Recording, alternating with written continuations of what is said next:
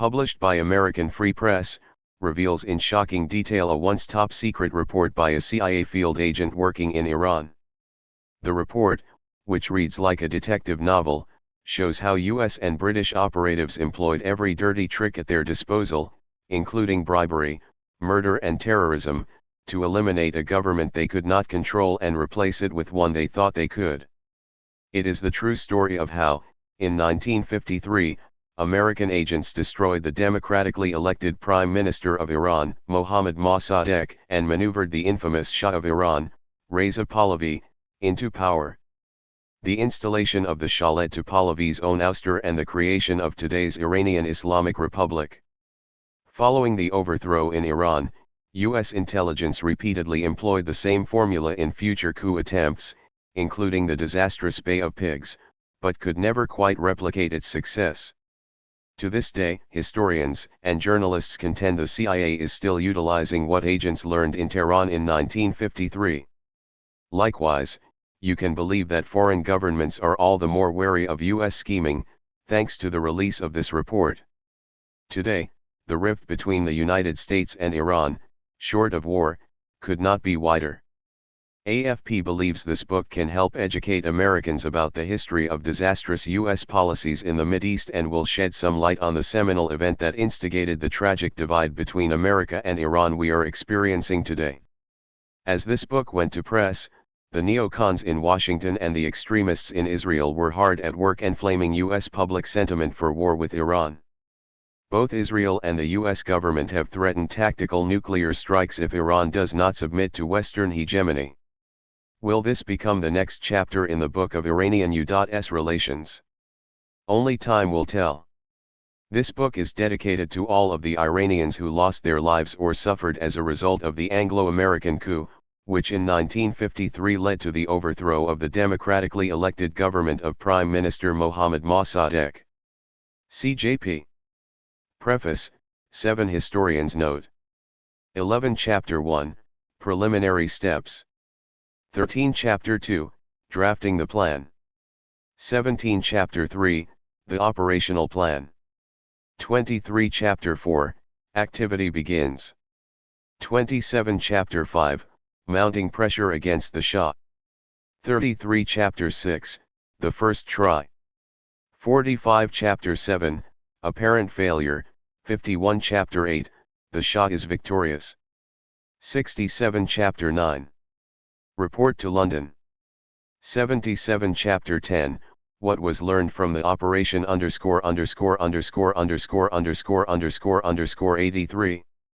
Appendices. A.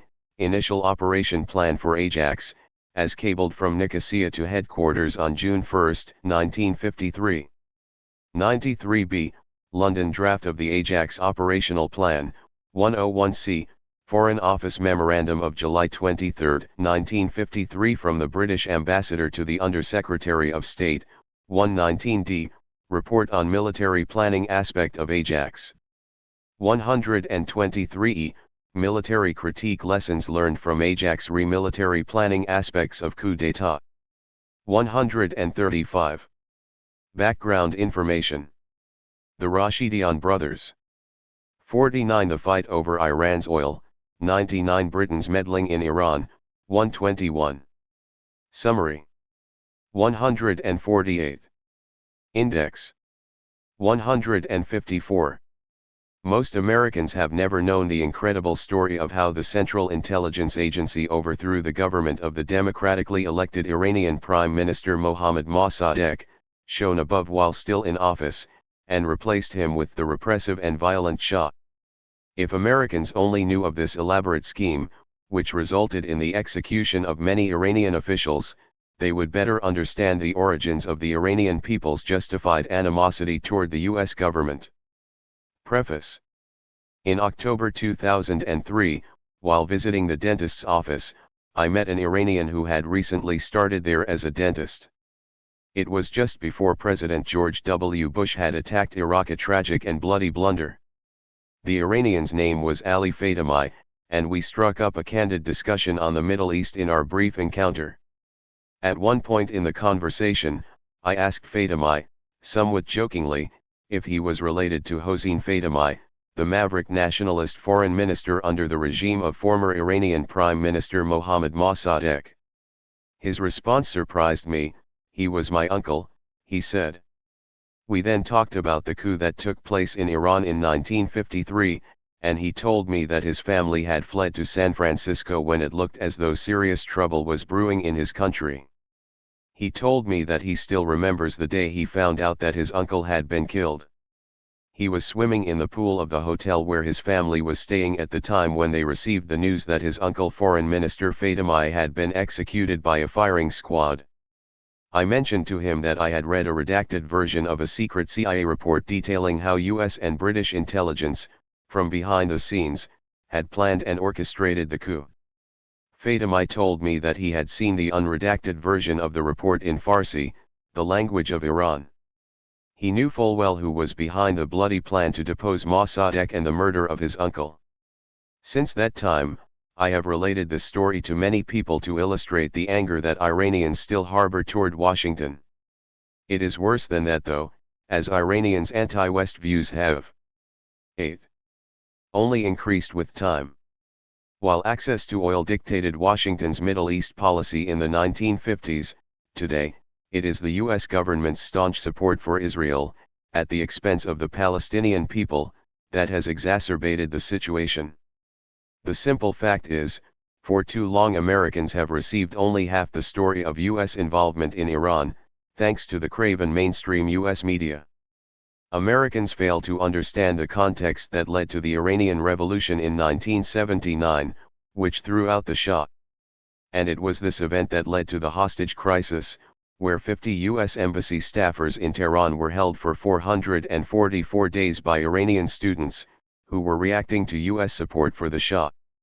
Iranians remember that history well, particularly the days after the CIA successfully carried out its overthrow. Mossadegh stood accused of defying the Shah's order to resign and of trying to overthrow the Iranian regime. He was found guilty and sentenced to death. His sentence was commuted because of his age. He was 70 years old at the time, but he was still forced to serve out the rest of his life in solitary confinement. Others were not so lucky. Thousands of Mossadegh's supporters in government and the military were also rounded up in the days following the coup, and hundreds of them were executed just like Fatemi's uncle. As the United States and Iran are now again in confrontation, it is critical that we look back to 1953, when U.S. intelligence, working in conjunction with the British, bought off key officials in the Iranian government and the military, committed acts of terrorism and set up a once popular Iranian prime minister for the purpose of overthrowing a secular populist government that had been taking root there.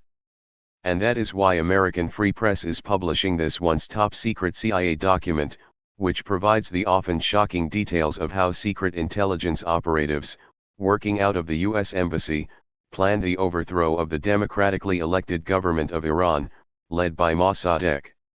For America to understand the deep-seated anti-West views held by many Iranians today, we must go back to 1953. It is with this in mind that American Free Press is bringing you the full report, published in the United States for the first time with Preface 9. Only minimal redactions. There are other versions of this report in circulation, but no other national media outlet has worked with sources that include a member of Mossadegh's one-time party, the National Front, to fill in the missing pieces and correct erroneous information. Historians today speculate on what Iran would look like in the 21st century had it not been for US and British meddling that brought about this bloody overthrow. Would it still be the Islamic Republic that it is now? An interesting question to stew on. In any event, we can at least agree on one thing: there was no way to know what would happen once the ball was set in motion. The coup in Iran highlights the many reasons why government men, in all their arrogance, should not seek to change history by such sinister means. It is a classic case of you reap what you sow. That is why it is imperative that we learn the truth about what happened in our history so we can be better informed and make better decisions today. And that is the purpose of releasing this book some 50 years after the tragic event.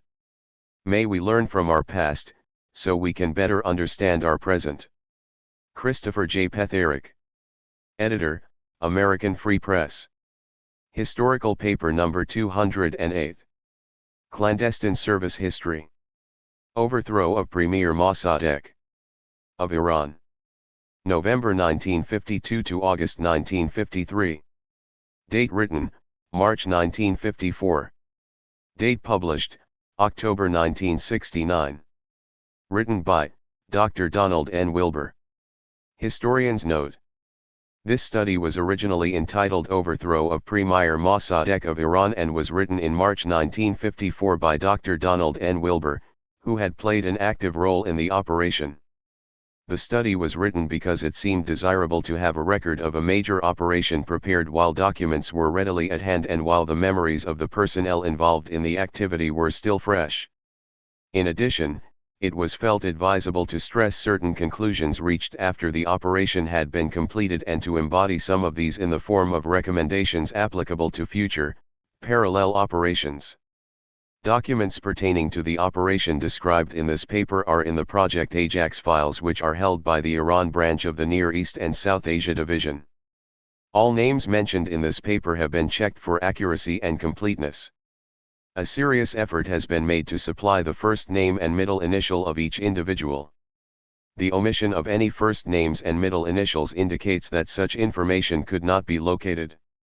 Dean L. Dodge State Department, Near East Division, Historical Officer, March 1969. Representatives of British intelligence met with Near East and Africa Division representatives in Washington during November and December 1952 for the purpose of discussing joint war and stay-behind plans in Iran. In attendance for British intelligence were Mr. Christopher Montague Woodhouse, recently Chief of Station for British Intelligence in Tehran, Mr. Samuel Fall of the British Intelligence Station in Tehran, and Mr. John Bruce Lockhart, CIS Washington representative. In attendance for NIA Division were Mr. Kermit Roosevelt, Chief of Division, Mr. John H. Levitt, Chief of Iran Branch, Mr. John W. Pendleton, Deputy Chief of Division, and Mr. James A. Darling, Chief of NIA Paramilitary Staff. Although it was not on the previously agreed agenda of the meeting, British intelligence representatives brought up the proposition of a joint political action to remove Prime Minister Mossadegh. The NIA Division had not intended to discuss this question at all and was unprepared to do so. The meeting concluded without any decision being made and with the NIA Division committing itself only to study in more detail the political action proposals advanced by British intelligence. In March 1953 a telegram was received from the Tehran station. 14. Which stated that General had contacted the assistant military attaché and had requested Ambassador Henderson's views as to whether or not the U.S. government was interested in covertly supporting an Iranian military effort to oust Premier Mossadegh. A meeting was held in the embassy at which headquarters personnel, then in the field, and station personnel were in attendance. A cautiously worded reply was drafted at headquarters and its substance delivered to General. The reply did not commit the United States in any way but was mildly encouraging and revealed some U.S. interest in the idea. On the basis of the overture and other clear signs that determined opposition to Mossadegh was taking shape, and in view of the totally destructive and reckless attitude of the government of Prime Minister Mossadegh, General Walter Bedell Smith, Under-Secretary of State, determined that the U.S. government could no longer approve of the Mossadegh government and would prefer a successor government in which there would be no national frontists. The change in policy was communicated to CIA, and the NIA Division was informed that it was authorized to consider operations which would contribute to the fall of the Mossadegh government. The Department of State and CIA jointly informed Ambassador Henderson and the Chief of Station, Roger Goyerin, of the new policy and of the operational authorization. The Director, on April 4, 1953, approved a budget of $1 million which could be used by the Tehran station in any way that would bring about the fall of Mossadegh. Full authority was given to Ambassador Henderson and the Chief of Station enabling any part or all of the $1 million to be used without further authority, as long as the ambassador and the station concurred. On April 16, 1953 a comprehensive study entitled Factors Involved in the Overthrow of Mossadegh was completed. The study indicated that a Shah-General Zahedi combination, supported by CIA local assets and financial backing, would have a good chance of overthrowing Mossadegh, particularly if this combination should be able to get the largest mobs in the streets and if a sizable portion of the Tehran garrison refused to carry out Mossadegh's orders. Preliminary steps 15. Subsequent contact was made with General.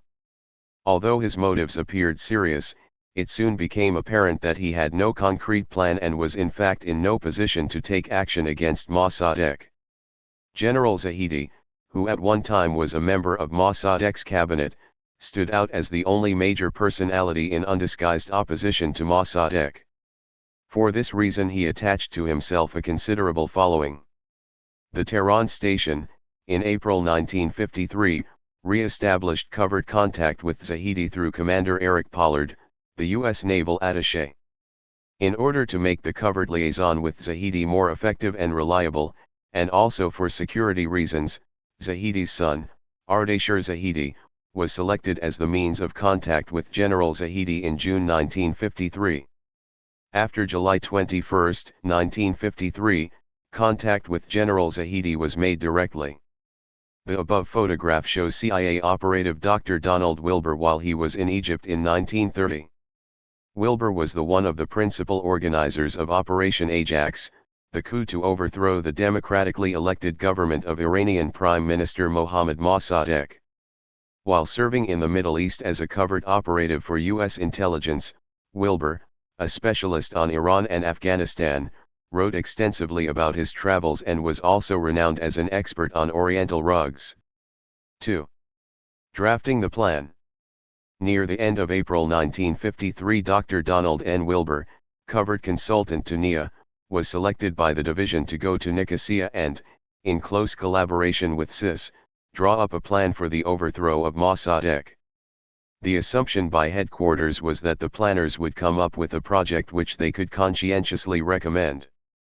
The discussions were begun at Nicosia on May 13, 1953 between Wilber and CIS officer Norman Matthew Derbyshire. Occasionally Mr. H. John Collins, chief of CIS station at Nicosia, was also present. Mr. Derbyshire, who was in charge of CIS's Iran branch, had been in Iran for several years and was fluent in the language. Discussions were concluded on May 30, 1953, and the completed draft of a recommended operational plan was cabled by Dr. Wilber to headquarters on June 1. The opening meeting consisted of a review of all the important personalities on the political scene in Iran with a view toward determining whether General Zahedi, the most prominent politician in opposition to Mossadegh, was in fact the sole figure worthy of support and, if so, what individuals and elements should be enlisted in his support. It soon became apparent that Dr. Wilber and Mr. Derbyshire held quite similar views of Iranian personalities and had made very similar estimates of the factors involved in the Iranian political scene. There was no friction or marked differ. 18. Hints of opinion during the discussions. It also quickly became apparent that the CIS was perfectly content to follow whatever lead was taken by the agency. It seemed obvious to Wilber that the British were very pleased at having obtained the active cooperation of the agency and were determined to do nothing which might jeopardize U.S. participation. At the same time there was a faint note of envy expressed over the fact that the agency was better equipped in the way of funds, personnel, and facilities than was CIS. Wilber reported the preliminary conversations concerning a three-way channel, set up for this occasion, which was designed to ensure immediate relay between Washington, Nicosia, and Tehran. That is, a message originating at any one of these places would be sent by the most expeditious route to the other two. This route was the Middle East Communications Authority link, the relay station a few miles outside of Nicosia. Discussions at Nicosia moved on to a disclosure of assets by both parties.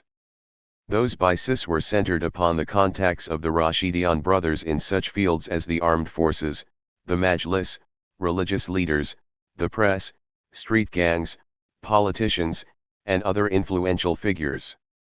When this material was relayed from Nicosia, the Tehran station commented that it was their belief that these assets had been far overstated and oversold. In reply it was pointed out that CIS was as aware as we of the weaknesses of the Rashidians, but that one of the strongest points in their favor was their avowed willingness to risk their possessions and their lives in an attempt against Mossadegh. In the critical days of August 1953 did display such a willingness. CIS disclosures were followed by those of Dr. Wilbur for CIA. Prior to Wilbur's departure, a discussion was held at headquarters to determine which of the station assets should be disclosed to the CIS in return for promised disclosures by the CIS of the assets which they were prepared to put into an operational plan. It was agreed at headquarters that the identities of the vitally important principal agents of the Tehran station would not be disclosed. Since the CIS had been informed during the November 1952 meetings referred to above that CIA had two major principal agents in Iran, it was necessary to offer two such in place of. This was done, naming a station agent and a sub-agent of to these important posts. To the best of our knowledge were not uncovered by the Rashidian brothers or any other CIS agents during the course of this operation. The continuing conversations at Nicosia were reflected by outgoing cables requesting, principally from the Tehran station, information which would be helpful in drafting the operational plan. Discussions now narrowed down to a series of basic assumptions which were stressed both in the draft plan and in its final form. It was determined that the details of the operational plan should be included within a framework of such basic assumptions as these: that Zahedi alone of potential candidates had the vigor and courage to make him worthy of support, that the Shah must be brought into the operation, that the Shah would act only with great reluctance but that he could be forced to do so, that if the issue was clear-cut the armed forces would follow the Shah rather than Mossadegh, that the operation must, if possible, be made to appear legal or quasi-legal instead of an outright coup, that public opinion must be fanned to fever pitch against Mossadegh in the period just preceding the execution of the overthrow operation, that the military aspect would be successful only if the station were able to review the plan with the Iranians chosen by Zahedi to execute it, that immediate precautions must be taken by the new government to meet a strong reaction by the Today party.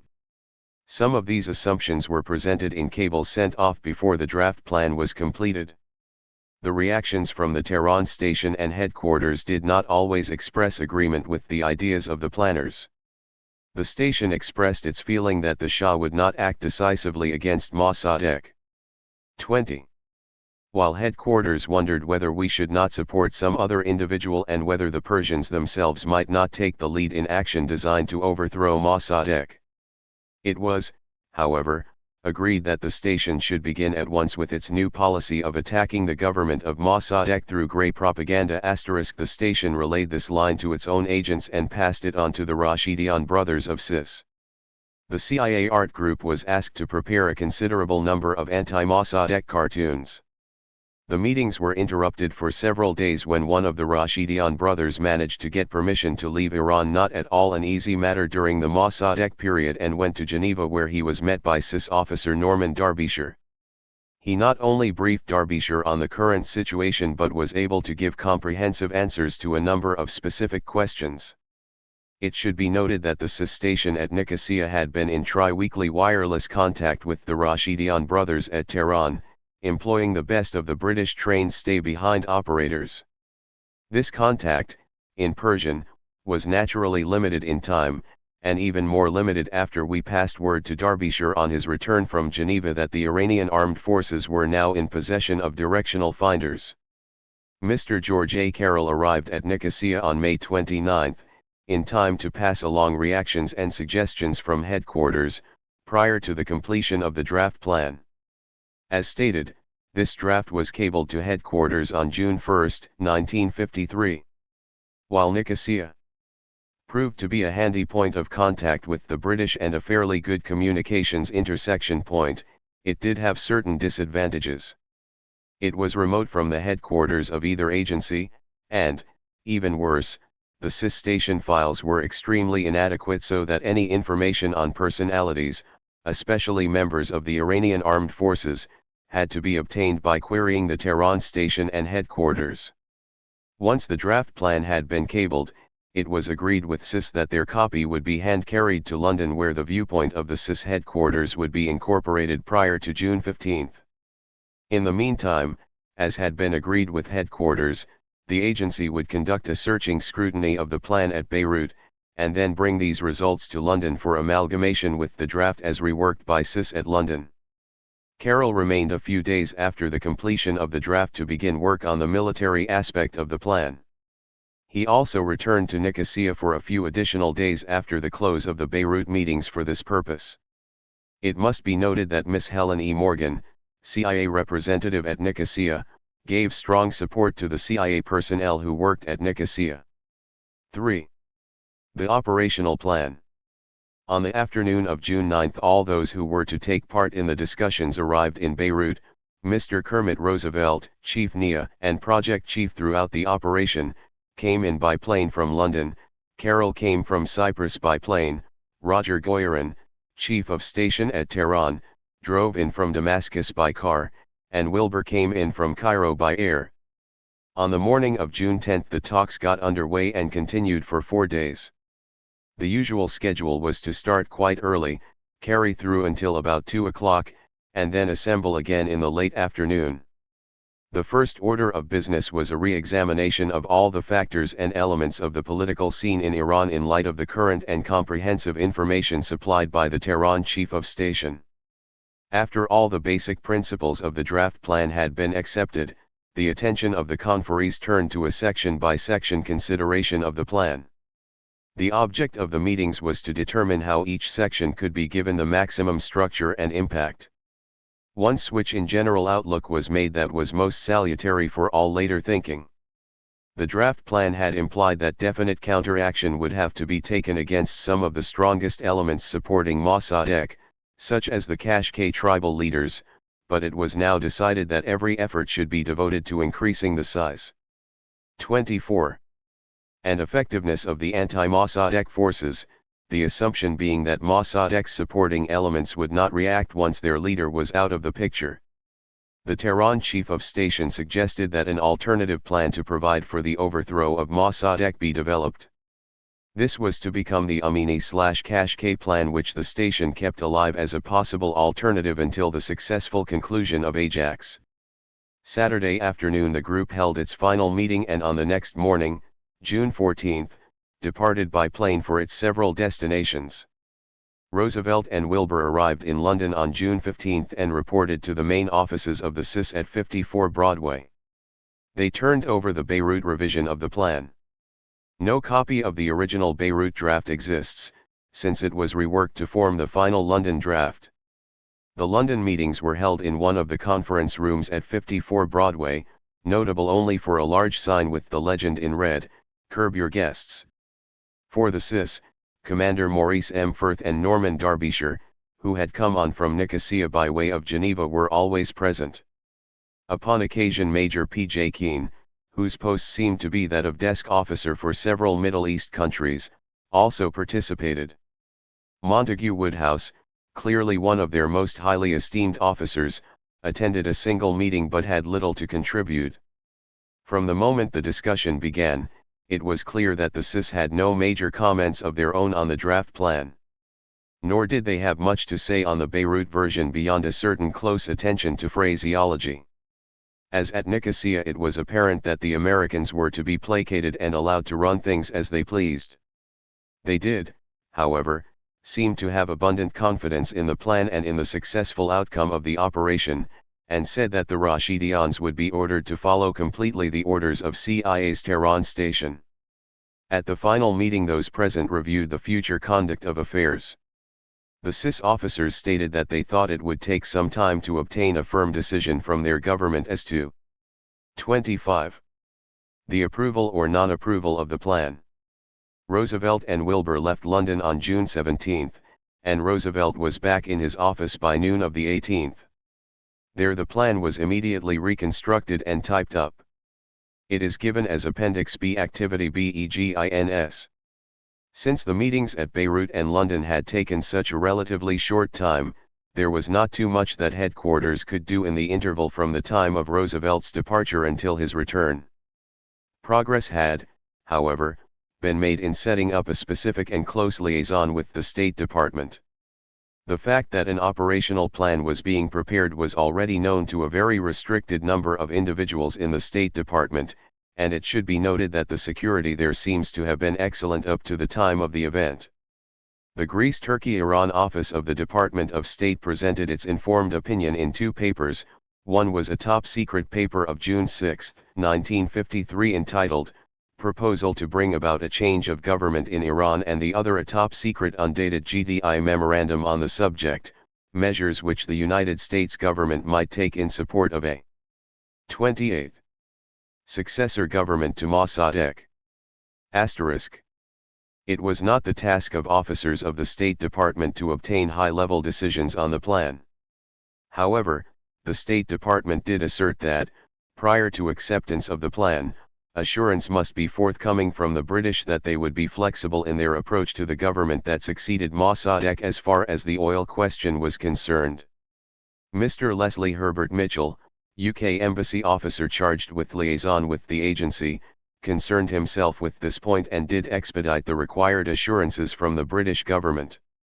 These assurances took the form of a Foreign Office memorandum presented by British Ambassador to the United States, Roger Mellor-Makins, to Under Secretary of State Smith on July 23, 1953.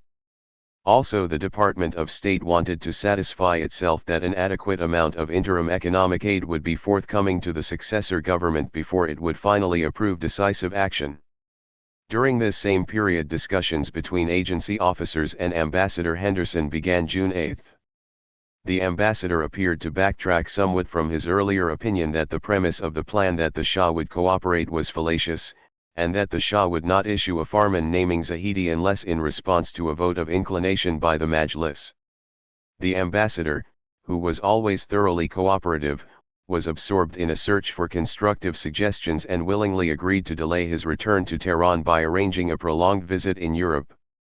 From the standpoint of the plan, it was not considered advisable to have the ambassador in Tehran when the final operation was undertaken.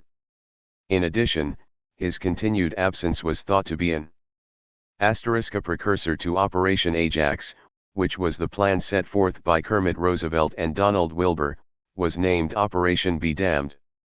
This was a plan created by U.S. intelligence on how to carry out the overthrow of the Iranian government. 29. Important factor in the war of nerves which was to be conducted against Mossadegh. The following approvals of the operational plan were obtained on the dates indicated. Director Sis, July 1, 1953. Foreign Secretary, July 1, 1953. Prime Minister, July 1, 1953. Secretary of State, July 11, 1953. Director CIA, 11. July 1953. President, July 11, 1953. Pending final approval or disapproval of the operational plan, the station was carrying forward activities already authorized toward the achievement of the goal. In addition to the general authorization of April enabling the Tehran station to spend up to $1 million in covert activity in support of Zahedi, the station on May 20 was specifically authorized to spend 1 million rials a week in purchasing the cooperation of members of the Iranian Majlis. On or about the end of June, the station had established direct contact with the Rashidian brothers and was prepared to instruct them as to their role and those of their contacts in the development of the operation. At headquarters, two groups were organized within the NE/4 branch on June 22 in support of Tehran station operational preparations. One group, headed by Carroll, who had returned from Nicosia in mid-June, was to make an exhaustive study of the military aspects of the overthrow operation. Carroll's final report on the military aspect of Ajax planning is attached as Appendix D. The intent was to present Zahedi and his chosen military secretariat with a concrete plan for their modification or improvement. It was felt that every effort should be made to bring the rather long-winded and often illogical Persians into a position 30. Where each one knew exactly what specific action was required of him. The soundness of this feeling was demonstrated when the failure of the Persians to maintain security resulted in the initial breakdown. The other group, headed by Wilbur, assumed responsibility for the psychological warfare phases of the plan. Overall direction of these groups and of relations with the field station were in the hands of Mr. John Henry Waller, head of NE/4 branch. Carroll left for Tehran in mid-July. He stopped over at London to discuss his military plan with CIS officer Norman Derbyshire and finally reached Tehran on July 21. Wilbur's group sent guidance cables and dispatches to the station, all intended to flesh up the skeleton of psychological operations as presented in the plan itself. In the meantime, a considerable number of anti-Mossadegh articles were written or outlined by the group, while the CIA art group was given constant guidance in its preparation of a large number of anti-Mossadegh cartoons and broadsheets. In addition, these artists did an effective drawing for a wall poster showing Zahedi being presented to the Iranian people by the Shah. Written and illustrative material piled up rapidly, and on July 19 the special courier took it all to Tehran. On 22 July the station began to distribute the material to several agents. What happened to this material will be described in later pages. By the time that the go-ahead had been received from all parties involved, the NIA division had picked out qualified individuals for special assignments connected with the project. Mr. Roosevelt, Chief, NIA, was to be Field Commander in Tehran. John H. Levitt, NIA/CPP, was to go to Nicosia to be in contact and liaison with the CIS station and to maintain the three-way wireless contact established earlier, while Colonel Stephen Johnson Meads drew the job of representing the agency in meetings. In Paris with Princess Ashraf, energetic twin sister of the Shah. Mr. Joseph C. Goodwin, Chief of Station in Tehran, was to act for purposes of Ajax as Chief of Staff to the Field Commander, Mr. Roosevelt. Mr. George Carroll, Chief Phi Tehran, was given the military planning responsibility first in Washington, then in Tehran. Dr. Donald Wilbur was charged throughout the operation with the propaganda. 31. Aspects of the plan and worked closely with the CIA art group in the preparation of propaganda material. Mr. John Waller, just having returned from service as Chief Phi, Tehran, was charged with the headquarters support responsibilities during Ajax and maintained the required liaison with the Departments of State and Defense. Although not present in Tehran for the final implementation of Ajax, Mr. Roger Goyerin, previous Chief of Station Tehran, directed the early stages and preliminaries of the operation in Tehran. It should be here noted that Mr. Goyerin, more than any other officer, was responsible for having developed, over a 5-year period, station assets which proved valuable and necessary to the operation. Mounting pressure against the Shah. From the very beginning it had been recognized that the Shah must be forced to play a specific role, however reluctant he might prove to be. Therefore, the plan presented a series of measures designed to rid him once and for all of his pathological fear of the hidden hand of the British, and to assure him that the United States and the United Kingdom would firmly support him, and had both resolved that Mossadegh must go. The measures were also intended to produce such pressure on the Shah that it would be easier for him to sign the papers required of him than it would be to refuse. On June 23 the timetable covering all the envoys to be sent to the Shah was drawn up at headquarters. In execution all these steps went off as planned. The initial task was to brief Princess Ashraf, who was thought to be in Paris at that time. It was planned to approach her about July 10 in Paris and have her back in Tehran to see the Shah about July 20. Asadullah Rashidian, still in Geneva, was to call upon her first and prepare her for the joint visit of Derbyshire for CIS and Meade for CIA. Meade arrived in London by air on 34 July 10 and went at once to Paris with Derbyshire. Then an unanticipated delay occurred. Princess Ashraf was not in Paris, and it was not until the 15th that she was located on the Riviera and visited by Asadullah Rashidian. He reported that she had shown no enthusiasm at all with regard to her proposed role. However, the next day the official representatives had 2 meetings with her and she agreed to do everything that was asked of her. She did say that her arrival would arouse a strong reaction from the pro-Mossadegh press and hoped that we would be able to put out effective counterblasts. Meade reported in London to Roosevelt and Levitt. He then returned to Paris and stayed close to Ashraf until her departure for Iran. Ashraf reached Tehran as a passenger on a commercial flight on July 25. As expected, her unauthorized return did create a real storm. Neither the Shah, himself, nor the government of Mossadegh had been asked to permit her to return. Both were furious. The Shah refused to see her but did accept a letter passed on through the medium of, head of the Shah's household, who was loyal and devoted in an effective way throughout this period.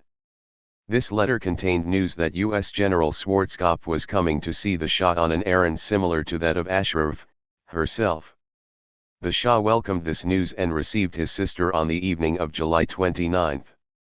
The session opened stormily but ended on a note of reconciliation. On the next day she took a plane back to Europe. This was as had been planned, but it came as a relief to know that she was out of the country in view of the pro-Mossadegh press reaction. The second emissary arrived on the scene in the person of Asadullah Rashidian, the principal CIS agent. According to the plan, Asadullah Rashidian's initial task with the Shah was to convince the ruler that Rashidian was the official spokesman of the UK government. The advance plan, that of having the Shah select a key phrase which would then be broadcast on the British Broadcasting Company Persian language programme on certain dates, was followed. In London the necessary arrangements had been made by Derbyshire to send the phrase over the BBC. On July 30 and again on the 31st the Shah saw Asadullah Rashidian. He had heard the broadcast, but he requested time to assess the situation.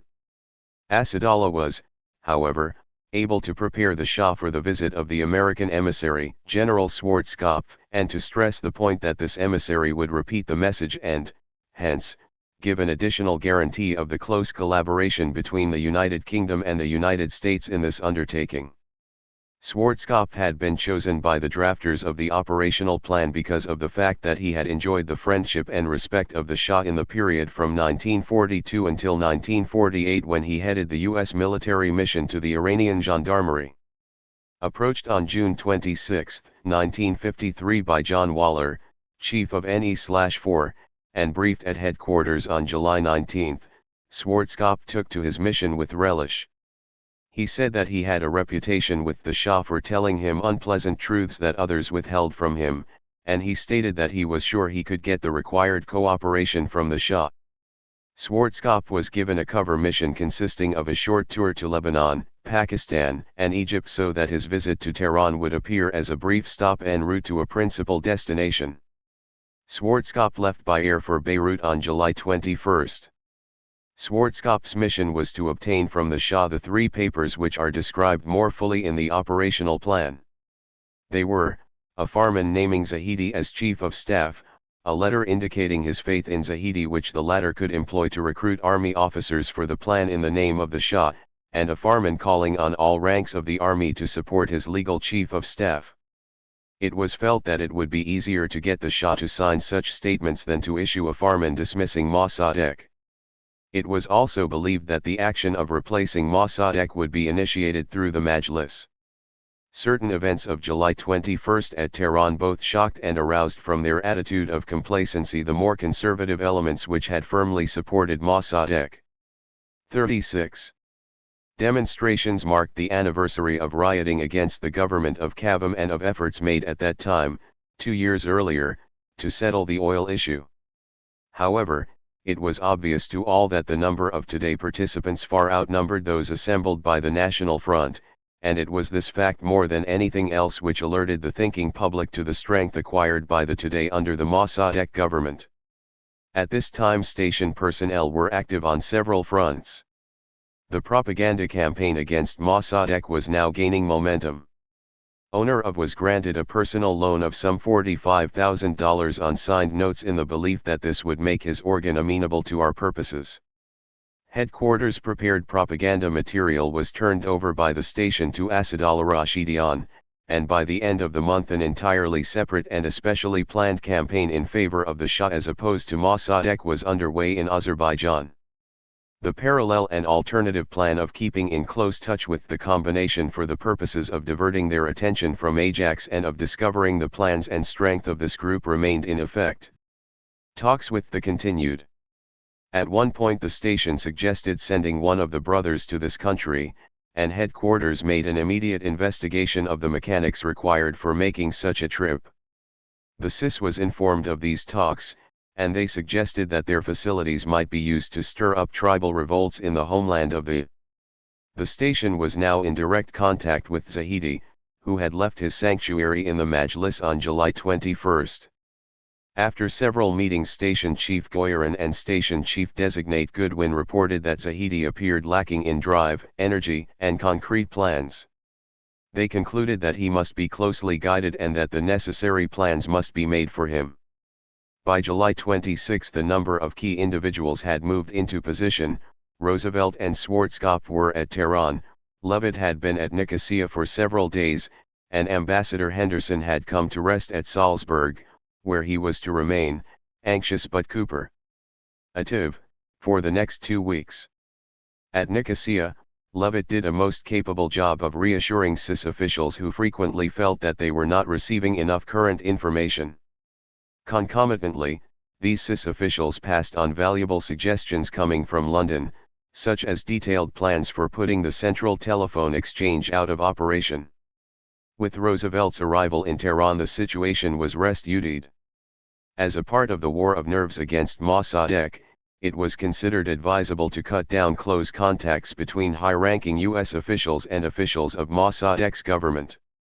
Technical cooperation in Iran Director William E. Warren was requested to reduce his normal government contacts, and General Frank McClure, chief of the U.S. military mission in Iran, was requested to appear less friendly with those general officers who were firmly supporting Mossadegh.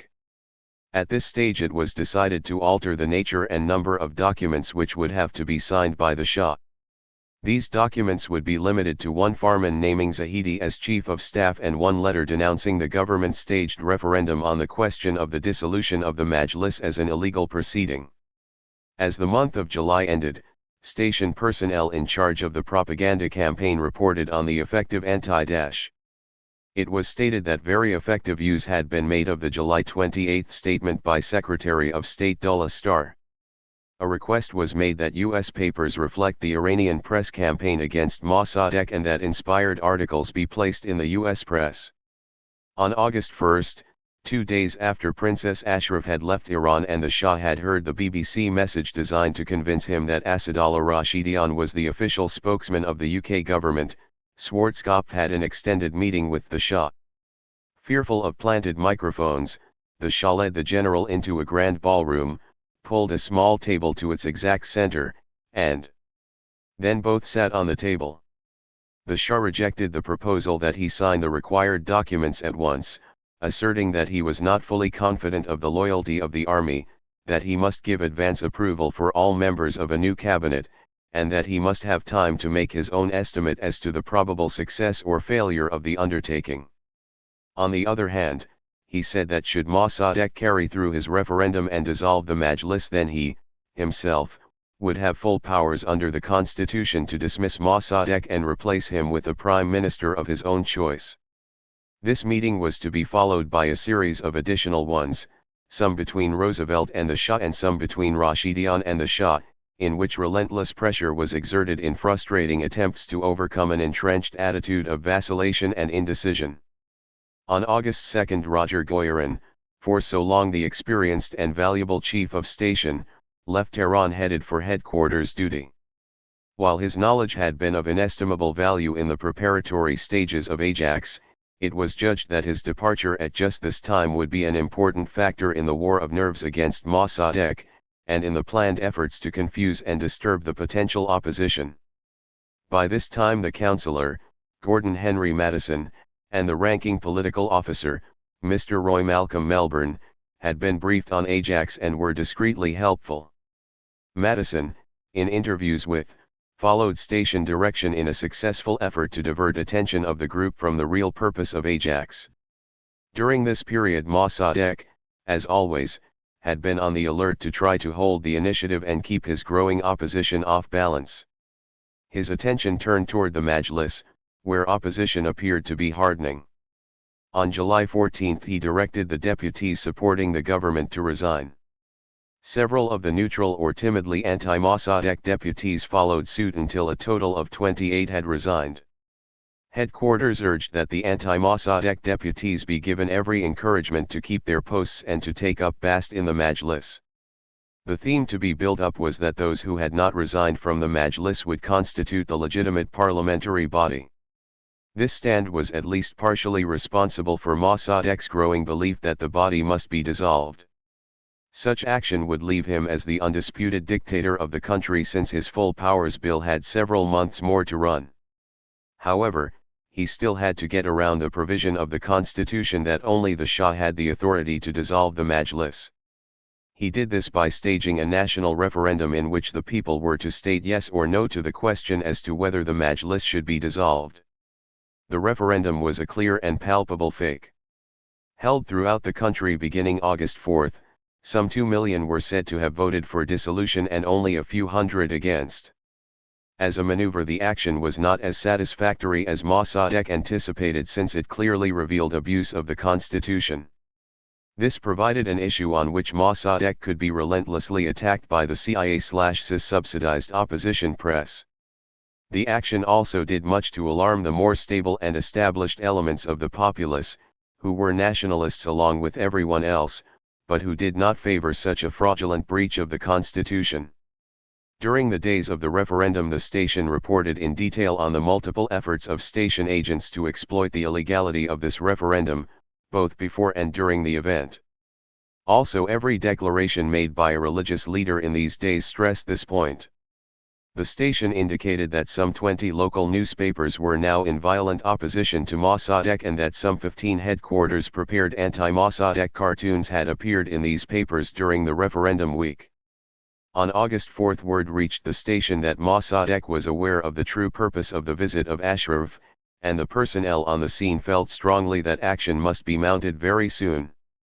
On August 4, Ambassador Henderson, per schedule, set out from Salzburg for Tehran. He was to be met on August 9 at Beirut by Leavitt, who persuaded him to put off his return in view of the delayed but imminent date for action. In these same days, Henderson, officials of the State Department, and officials of the Foreign Office were drafting Pro. 40. Post statements which their governments planned to issue upon the successful conclusion of Ajax. At Tehran, the meetings with the Shah were continuing. On August 2, Asadullah Rashidian had presented His Majesty with specific details concerning the manner in which the operation would be carried out, and reported that the Shah had agreed to dismiss Mossadegh and to appoint Zahedi as both Prime Minister and Deputy Commander-in-Chief. The Shah also agreed to name General Vosjua as Chief of Staff. On August 3, Roosevelt had a long and inconclusive session with the Shah. The latter stated that he was not an adventurer and, hence, could not take the chance. Roosevelt pointed out that there was no other way by which the government could be changed, and the test was now between Mossadegh and his force and the Shah and his army, which was still with him, but which would soon slip away. Roosevelt finally said that he would remain at hand a few days longer in expectation of an affirmative decision and then would leave the country. In the latter case, the Shah should realize that failure to act could lead only to a communist Iran or to a second Korea. He concluded by saying that his government was not prepared to accept these possibilities and that some other plan might be carried through. In a later meeting with the Shah, the latter requested Mr. Roosevelt to solicit from President Eisenhower assurances that it was advisable for the Shah to take the initiative in removing Mossadegh. Mr. Roosevelt stated that he would pass this request on to the President, but he was very confident that the latter would adopt the attitude that the Shah had already had U.S. desires made adequately clear to him. By complete coincidence and good fortune, the President, while addressing the Governors' Convention in Seattle on August 4, deviated from his script to state by implication that the United States would not sit idly by and see Iran fall behind the Iron Curtain. Mr. Roosevelt used the President's statements to good effect, by telling the Shah that Eisenhower did indeed feel further assurances of U.S. attitude toward Mossadegh were unnecessary, but that his reference to Iran in the Governor's Convention speech was made to satisfy the Shah. In the end, the Shah said he would again discuss the question with Rashidian. In the cable describing this meeting, Roosevelt stated his belief that it was hopeless to attempt to proceed without the Shah, and that it must be decided whether to exert ultimate pressure for the next 2 or 3 days or to accept a delay of up to 10 days in which the Shah might finally be won over. On August 7 Rashidian met again with the Shah, who agreed that action should be taken on the night of either the 10th or 11th. On August 8 Roosevelt again saw the Shah and struggled against a mood of stubborn irresolution, which broke down to the extent that the Shah agreed to give oral encouragement to selected army officers who would participate in the action. Then, he said, he would go to Ramsar * and let the army act without his official knowledge, adding that if the action was successful he would name Zahedi as Prime Minister.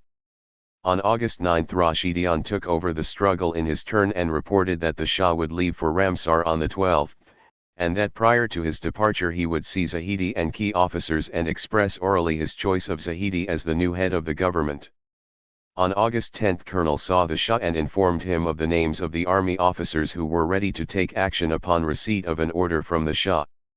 The Shah again asserted that while he approved of the plan for action he would sign no papers.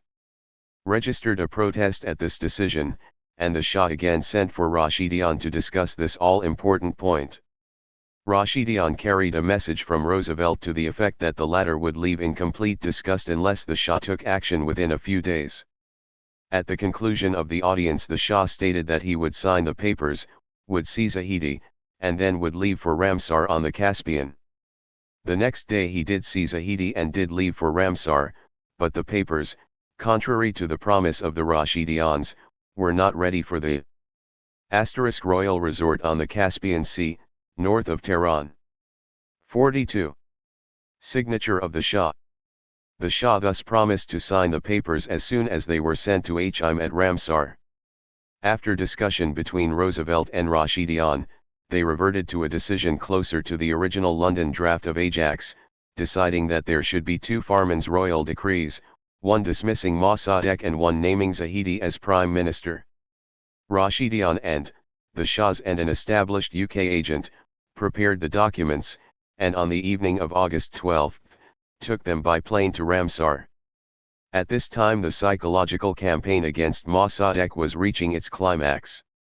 The controllable press was going all out against Mossadegh, while under station direction was printing material which the station considered to be helpful.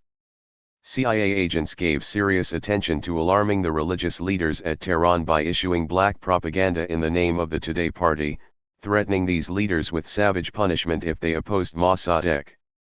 Threatening phone calls were made to some of them, in the name of the Today, and one of several planned sham bombings of the houses of these leaders was carried out. The word that the Shah would support direct action in his behalf spread rapidly through the colonel's conspiracy fostered by the station. Zahedi saw station principal agent, colonel, and named him as liaison officer with the Americans and as his choice to supervise the staff planning for the action. Then took general and colonel to see Zahedi.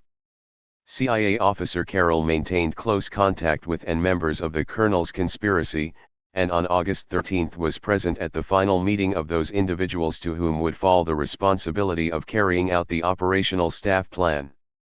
However, this meeting was the last one in which the station was represented, and the fact that contact was broken proved to have serious results. Late on the evening of August 13, Colonel returned to Tehran with the Farman signed by the Shah and delivered them to Zahedi. According to his story, it was Queen Soraya who finally convinced the Shah that he must sign. If this is true, here was an ally from a totally unexpected quarter. On 14 August the station cabled that upon the conclusion of Ajax the Zahedi government, in view of the empty treasury of the country, would be in urgent need of funds. The sum of $5 million was suggested, and CIA was asked to produce this amount almost within hours after the conclusion of the operation. No more news came in from Tehran on the 14th, and there was nothing that either the station or headquarters could do except wait for action to begin. 6. The FIRST try. The precise order of events of the night of August 15, 1953 has not yet been established in all details. The early accounts of various participants differed widely enough to make it impossible to follow the slender thread of truth through the dark night. However, the main outline of this first try is clear, as are two basic facts connected with it. These facts are, that the plan was betrayed by the indiscretion of one of the Iranian army officer participants primarily because of the protracted delay, and that it still might have succeeded in spite of this advance warning had not most of the participants proved to be inept or lacking in decision at the critical juncture. Not until the evening of 14 August were Tehran station personnel informed that action had been postponed from that night until the next one. Station Principal Agent Colonel was no longer in touch with events, and the station was unable to guide General Zahidi's Chief of Staff designate if, indeed, it was he who had assumed the main responsibility. According to a statement by Mossadegh's Chief of Staff, General Tahir, he was informed of all the details of the plot at 5 in the afternoon of August 15. But curiously enough, and according to his own account, he did not leave his house in Shimran where National Frontists 46. Zirakzadeh and Haxhinas were staying, until 2000 hours, and then drove to staff headquarters in Tehran. Riahi did, however, order the commander of the 1st Armored Brigade to have the brigade ready at 2300 hours. At 2300 hours Riahi sent his deputy, General Kiani, to the Baghai Shah, the army barracks on the western side of Tehran, which included the barracks of the Imperial Guard. Kiani was arrested there by Colonel who had arrived at the Baghai Shah some time earlier with several officers who supported him.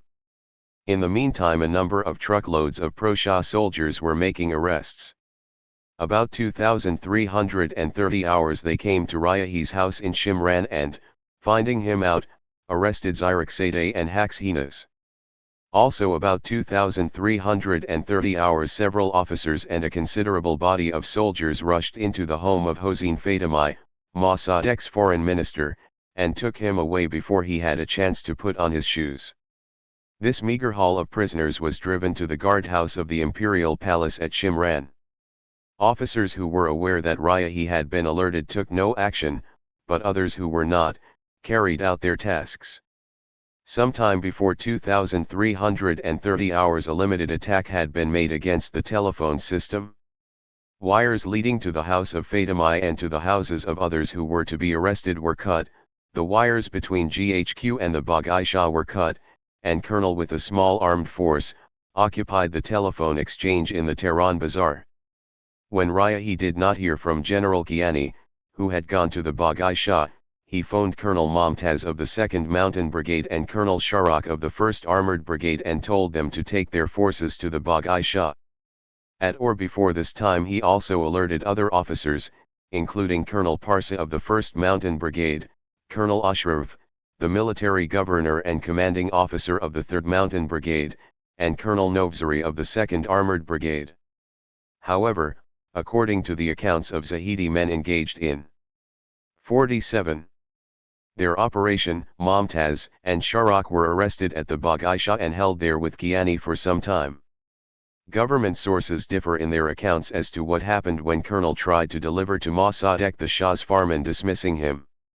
According to General Riahi, Colonel Momtaz was on his way to the Baghai Shah when he ran into Colonel in the street and thereupon arrested him.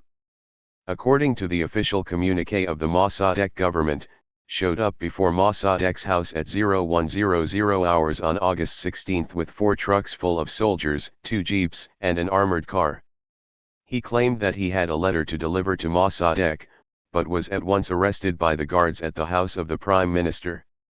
Farzanagan had still another version, claiming that was arrested at 2350 hours at Mossadegh's house. After his arrest, is alleged to have said that a delay of 2 minutes in the arrival at Mossadegh's house of Lt. Colonel with 2 truckloads of soldiers caused the plan to fail. It does seem fairly certain that Riahi had been able before midnight to get detachments of soldiers to the strategic points most likely to be attacked. Just what incident or what reaction on the part of Riahi and others loyal to Mossadegh caused the pro-Zahidi officers to falter in their duties is not clearly known. It is known, however, that Zahidi's Chief of Staff, General, lost heart and went into hiding. This undoubtedly did much to lower morale at the crucial time, as did the rapidly circulated word of arrest. Colonel went to the Chief of Staff's office at 0100 hours on the 16th to meet, and it is known that General did approach the GHQ with the intention of taking it over but was frightened off when he saw tanks and troops in readiness. He then rushed to Zahedi and told him to flee, but Zahedi only laughed at him. Even the trucks with the prisoners had come down from Sadabad to the GHQ but, finding it in hostile hands, retreated to Sadabad. Those in charge of the trucks released the prisoners at dawn. Zahedi waited in vain for an escort to come and conduct him to the officers' club. By 48. About 0230 hours those Persians who were still willing to carry out the operation were convinced that the cause was lost, as they saw strengthened detachments, more troops moving into the city, and vehicles being stopped for questioning. And General themselves toured the town about 0230 hours, then presumably separated, since was soon picked up, while found sanctuary in station hands. At the embassy the station personnel had spent a nerve-wracking period of hours. The army radio-equipped jeep called for in the plan failed to arrive at the compound, and there was no way of knowing what was happening in the city. The Rashidian brothers. 3 Iranian brothers, working closely with British and U.S. intelligence, played pivotal roles in helping to carry out the coup in 1953. Identified throughout the report as the Rashidians, their names were actually Saifullah, Asadullah, and Ghadratola. The British and the CIA relied heavily on the three because of the contacts they maintained both inside the murky underworld of Iran and among the wealthy elites including the Pahlavi family. Saifullah, the eldest of the three, was an opium-addicted musician who took great pleasure in philosophy and history. The second brother, Asadullah, was the corpulent and cheery brother who is most often shown in photographs. It was Asadullah who talked the Shah and his sister into participating in the coup. The third brother, Ghadratola, made his money in investments and kept good connections in the bazaar. This worked out well for the CIA when U.S. agents looked to stir up trouble among the merchants. In his book on the coup, CIA agent Kermit Roosevelt, the mastermind behind Operation Ajax, named Saifullah and Asadullah as the 2 Rashidian brothers who were integral to the CIA's plan. Roosevelt trusted Asadullah so much that he had him personally visit the Shah and his sister. The Rashidians also received £10,000 per month, quite a bit of money at that time, for the purpose of bribing Iranian politicians, religious leaders, street thugs, and military officers. As the report later notes, the Rashidians were the ones who orchestrated much of the terrorism and lawlessness on the night the coup was put into place. Apparent failure. At 0545 hours on the morning of August 16, 1953, Radio Tehran came on the air with a special government communique covering the so-called abortive coup of the night just ending, and by 0600 hours Mossadegh was meeting with his cabinet to receive reports on the situation and to take steps to strengthen the security forces at government buildings and other vital points. Again at 0730 hours the communique was broadcast. Station personnel had passed an anxious, sleepless night in their office. From the fact that certain actions provided for in the military plan failed to materialize, no jeep with radio arrived at the compound, and the telephone system continued to function, it was obvious that something or everything had gone wrong. At 0500 hours, as soon as the curfew was lifted, Carroll toured the town and reported there was a concentration of tanks and troops around Mossadegh's house, and other security forces on the move. Then Colonel called the office to say that things had gone badly, and he, himself, was on the run toward the embassy in search of refuge. At 0600 hours he appeared, gave a summary of the situation, which was like that of the government communique, and was rushed into hiding. The station was now suddenly faced with the task of rescuing the 52. Operation from total failure, and decisions of far-reaching effect were quickly taken. The first need was to establish contact with Ardashir Zahedi, son of General Zahedi. At 0800 hours he sent word to the station of his whereabouts, and Roosevelt drove up to Shimran to hear that Ardashir and his father felt that there was still hope in the situation. It was immediately decided that a strong effort must be made to convince the Iranian public that Zahedi was the legal head of the government and that Mossadegh was the usurper who had staged a coup.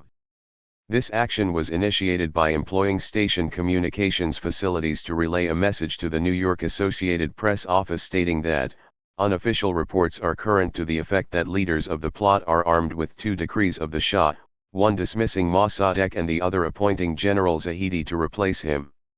In order to get an authoritative statement that could be distributed for local consumption, the station planned to send General McClure, head of the American military mission, to see the Shah and ask him whether the alleged farmans were valid. Later in the day it was learned that the Shah had fled.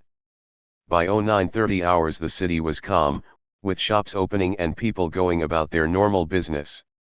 However, tanks, extra soldiers, and police were stationed at key points, including the royal palaces which were sealed off from outside contact. Rumors began to circulate. The one that gained early attention was to the effect that the alleged coup had been inspired by the government in order to give Mossadegh an excuse to move against the Shah. At about this time Roosevelt sent General McClure to see General Riahi, Chief of Staff, to ask whether the U.S. military mission was still accredited to Mossadegh or someone else, as the embassy had heard that an imperial farman had been issued naming Zahedi as prime minister. Riahi denied that the farman 53 had been authentically signed and stated that, Iran and its people are more important than the Shah or any particular government, and that the army was of the people and would support the people. It was not until a number of hours later that McClure reported to Roosevelt on this meeting, and from the time of the meeting on, McClure seemed disposed to go along with Riahi in the hope that Riahi himself might eventually try to overthrow Mossadegh. It was now well into the morning, after the papers had been out for some time. Shojate, the substitute for the principal Today paper, Biswiye Ayande, had been predicting a coup since August 13. It now stated that the plans for the alleged coup had been made after a meeting between the Shah and General Schwarzkopf on August 9, but that Mossadegh had been tipped off on the 14th. It should be noted that the Today appeared to be at least as well posted on the coup plans as the government how is not known. The station principal agent team of working on their own and with singular shrewdness, had put out a special broadsheet which documented the current rumor but twisted it to read that the alleged coup was arranged to force out the Shah. The morning issue of Melatima told this same story, while a first mention of the farman naming Zahedi was given on an inner page of the large circulation daily Kihan. At 1000 hours another communique added a few details to the earlier one. By this time the Today party members, organized in small groups, were making speeches in many parts of the city, while smaller groups of pro-Mossadegh nationalists were also out in the streets. Then a fresh rumor made the rounds, that a plot had existed but that, when it had failed to materialize, Mossadegh had staged a fake coup. At 1100 hours 2 correspondents of the New York Times were taken to Shimran, by station arrangement, to see Zahedi. Instead, they saw his son, Ardeshir, who showed them the original of the imperial farman naming Zahedi as prime minister and gave them photostatic copies.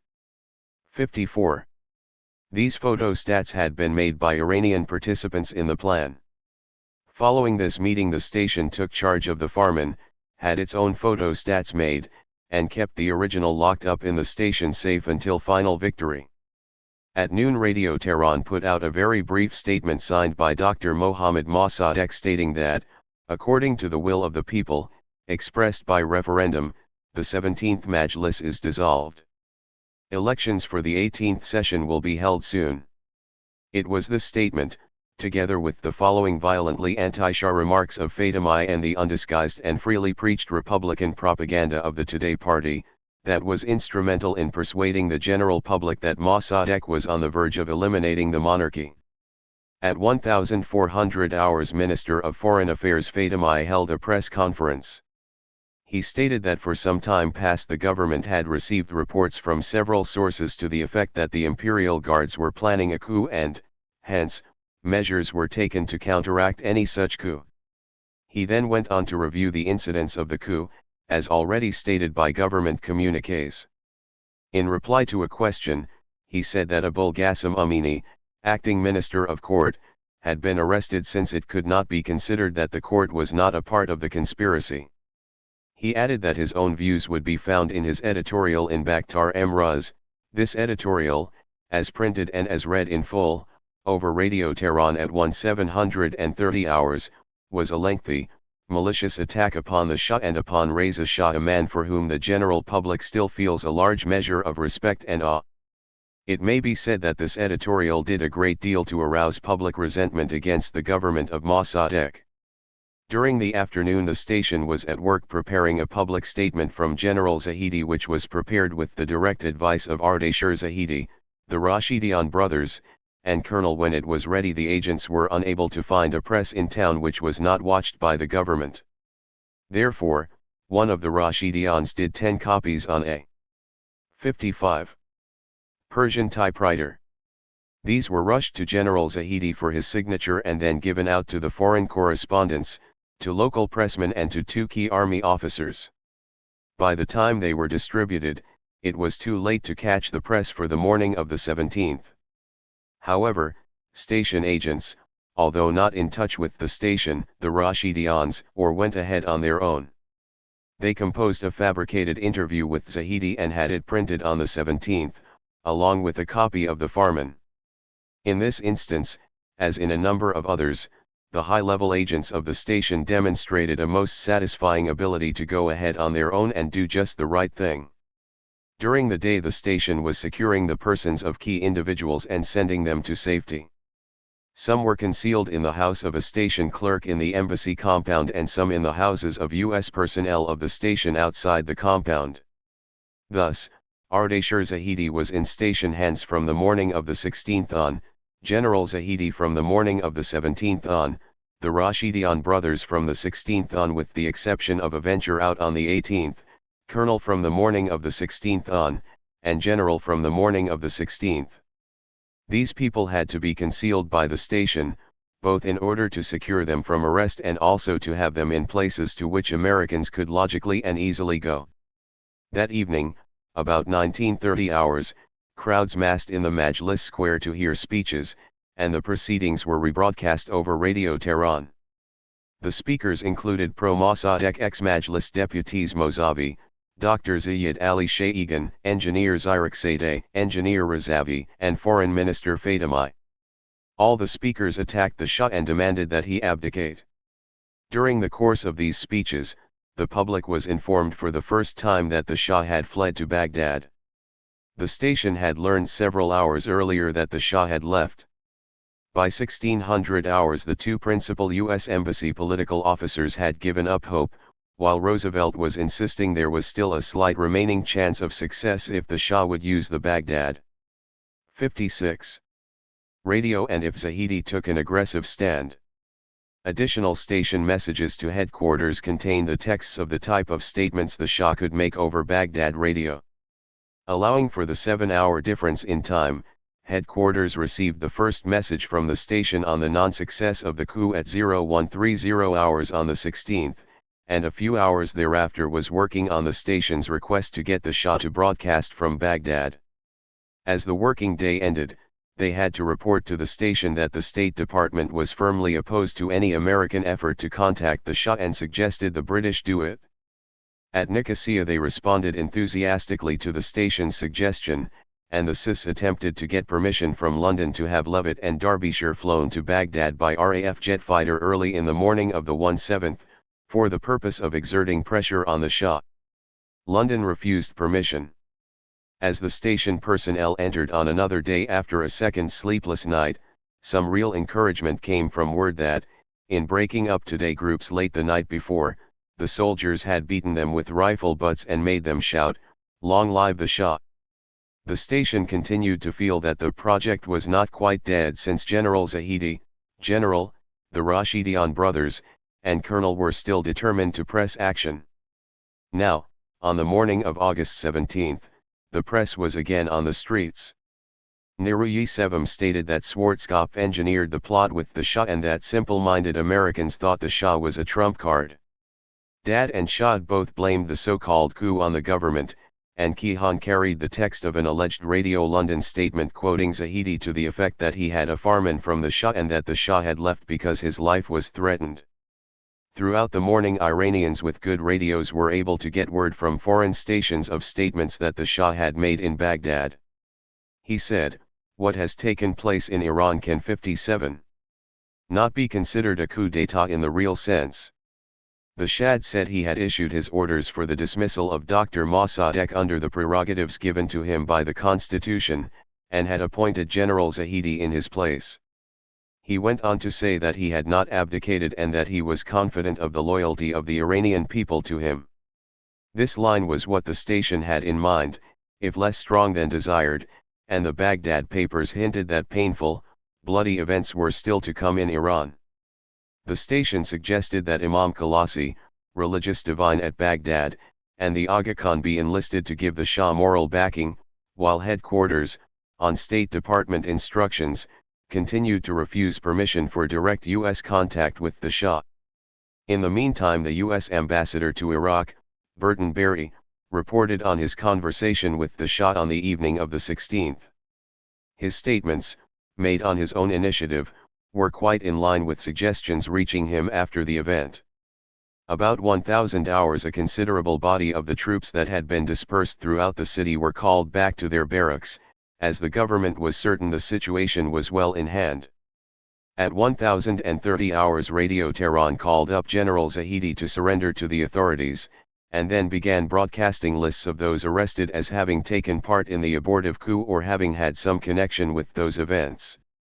The separate lists, including those of the next day, contained the following names. 58. Rumors circulated to the effect that the arrested officers were to be hanged on August 20, and throughout the unit commands of the Tehran garrison, the police, and the gendarmerie, officers met to discuss the situation. Several of them resolved to risk all to attempt to rescue their friends.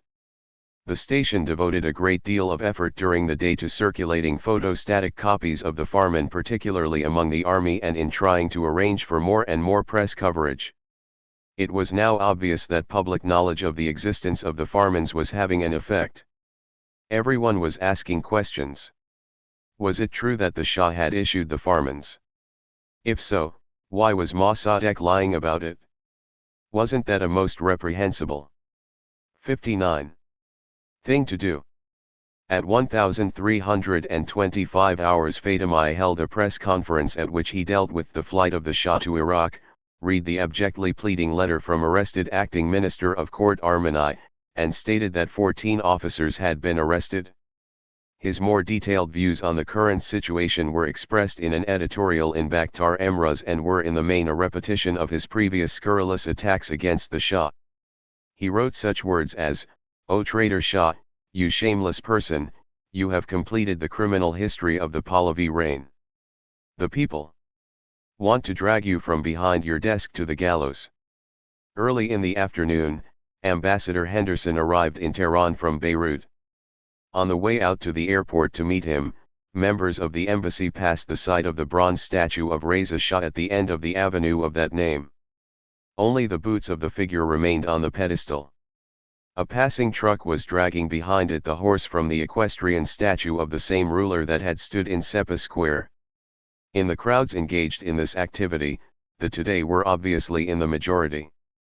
On behalf of the government, Henderson was welcomed by Dr. Gholam Hossein Mossadegh, son of the Prime Minister, and by Dr. Alemi, Minister of Labor. At 16:30 hours, the station sent off a cable giving a general survey of the local situation which, although it foresaw Mossadegh's position strengthened for the next few weeks, did insist that a policy of opposition to him be continued.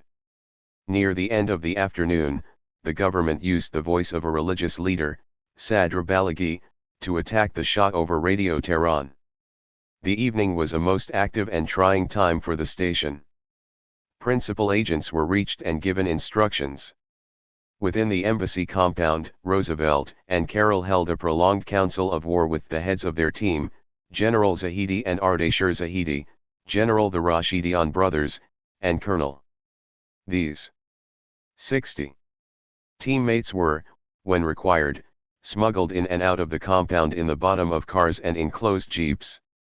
A few hundred yards away, Ambassador Henderson and General McClure were out in the garden in front of the residency, and Roosevelt wore a path back and forth to reassure them that no Persians were hidden out in the compound, so that they could in all honesty so inform Mossadegh if the question were asked. The Council of War went on for about 4 hours, and in the end it was decided that some action would be taken on Wednesday the 19th. As preparation for this effort, several specific activities were to be undertaken.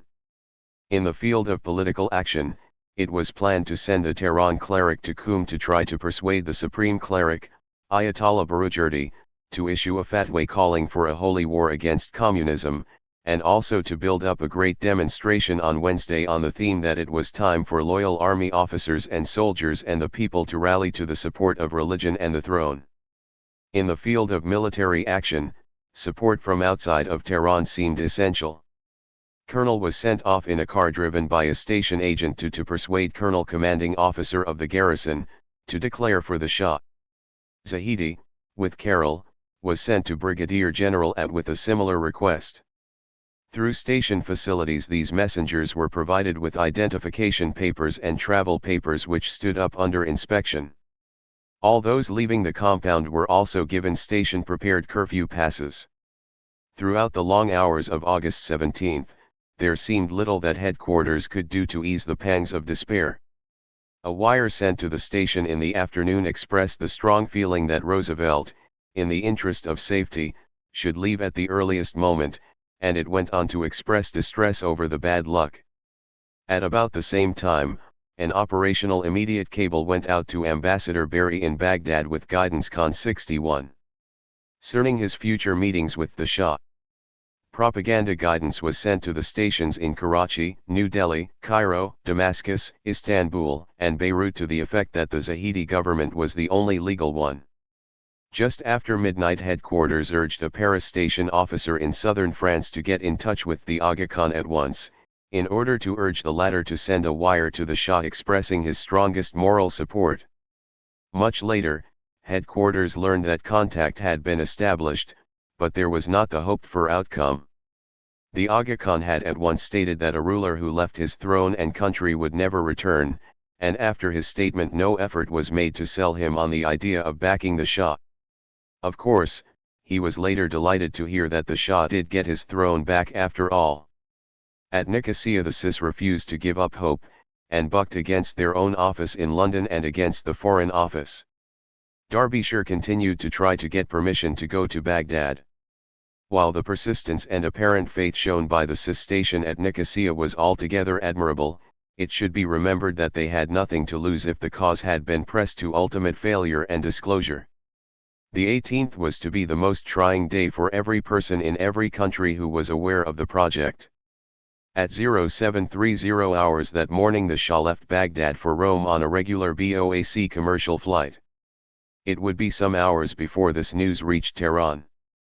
In Tehran the day opened with small bands roaming the streets. The Today managed to ransack the Pan-Iranist party headquarters located near the Majlis Square, and then there were minor clashes between gangs of the Today and the Third Force.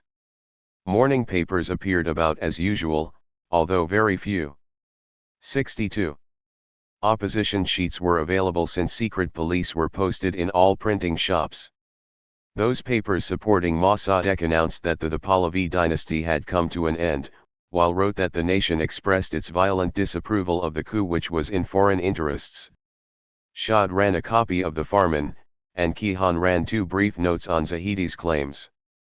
Shojait, replacement for Biswiye Ayande and, hence, the leading organ of the Today party, printed a statement by the Central Committee of the Today party, the first such statement to appear for some weeks. In this statement the party blamed the recent events on Anglo-American intrigue, and added that the watchword for the day must be, "Down with the monarchy! Long live the Democratic Republic!"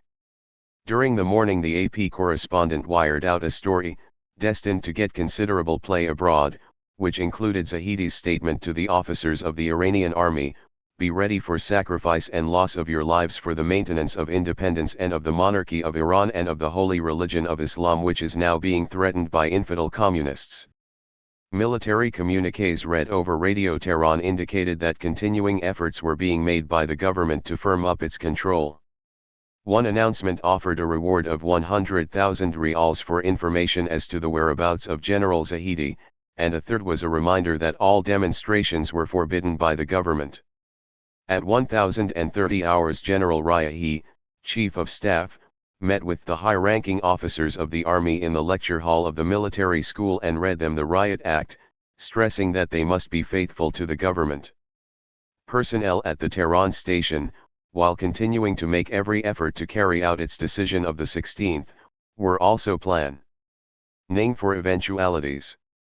One message to headquarters asked that the means for a clandestine evacuation of up to 15 people from Iran be prepared. Another cited local military opinion that officers would carry out instructions broadcast by the Shah, and then went on to put it up to headquarters as to whether the station should continue with Ajax or withdraw. Nicosia commiserated over the initial failure and stated that they, personally, were continuing to do all they could to induce London to continue to support station efforts. This message was followed by a report on the Shah's statements at Baghdad, and by still another to the effect that Cis Nicosia was asking London's assent to urge the Shah's return on pilgrimage to the holy shrines in Iraq, where he would be in direct contact with Iranian residents there. During the afternoon most of the news was not of action but of statements from various sources. At his press conference, Minister of Foreign Affairs Fatimai asserted that there had been serious anti-Shah riots in Baghdad, a complete lie. At 1500 hours the Shah arrived in Rome, where he was to make statements to the press which followed a middle ground. These statements did not dash the hopes of his supporters, but neither were they a call to action.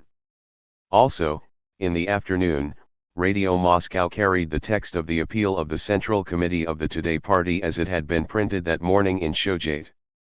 In the evening, violence flared in the streets of Tehran. Just what was the major motivating force is impossible to say, but it is possible to isolate the factors behind the disturbances. First, the flight of the Shah brought home to the populace in a dramatic way how far Mossadegh had gone, and galvanized the people into an irate pro-Shah force. Second, it seems clear that the Today Party overestimated its strength in the situation. This fault may have been that of the Soviet liaison people, or of the leaders of the Today Party, or of the rank and file. During the day the party not only had defiled statues of the monarchy, but also had erected their own flags at 64 certain points. Party members had also torn down street signs in which the Pahlavi dynasty was mentioned or which commemorated events in the reign of Reza Shah, and had replaced them with popular names. The party seemed ready for an all-out effort to bring in a people's democracy, believing either that Mossadegh would not challenge them or that they could outfight him in the streets. Third, the Mossadegh government was at last beginning to feel very uneasy about its alliance with the Today Party. The Pan-Iranists were infuriated and the third force was most unhappy about the situation. Fourth, the climax was now approaching of the campaign of alleged Today terrorism. On this evening had gangs of alleged Tudhites on the streets with orders to loot and smash shops on Lalazar and Amiri streets whenever possible, and to make it clear that this was the Today in action. During the evening all these factors came together. Security forces were given orders to clear the streets and serious fighting resulted.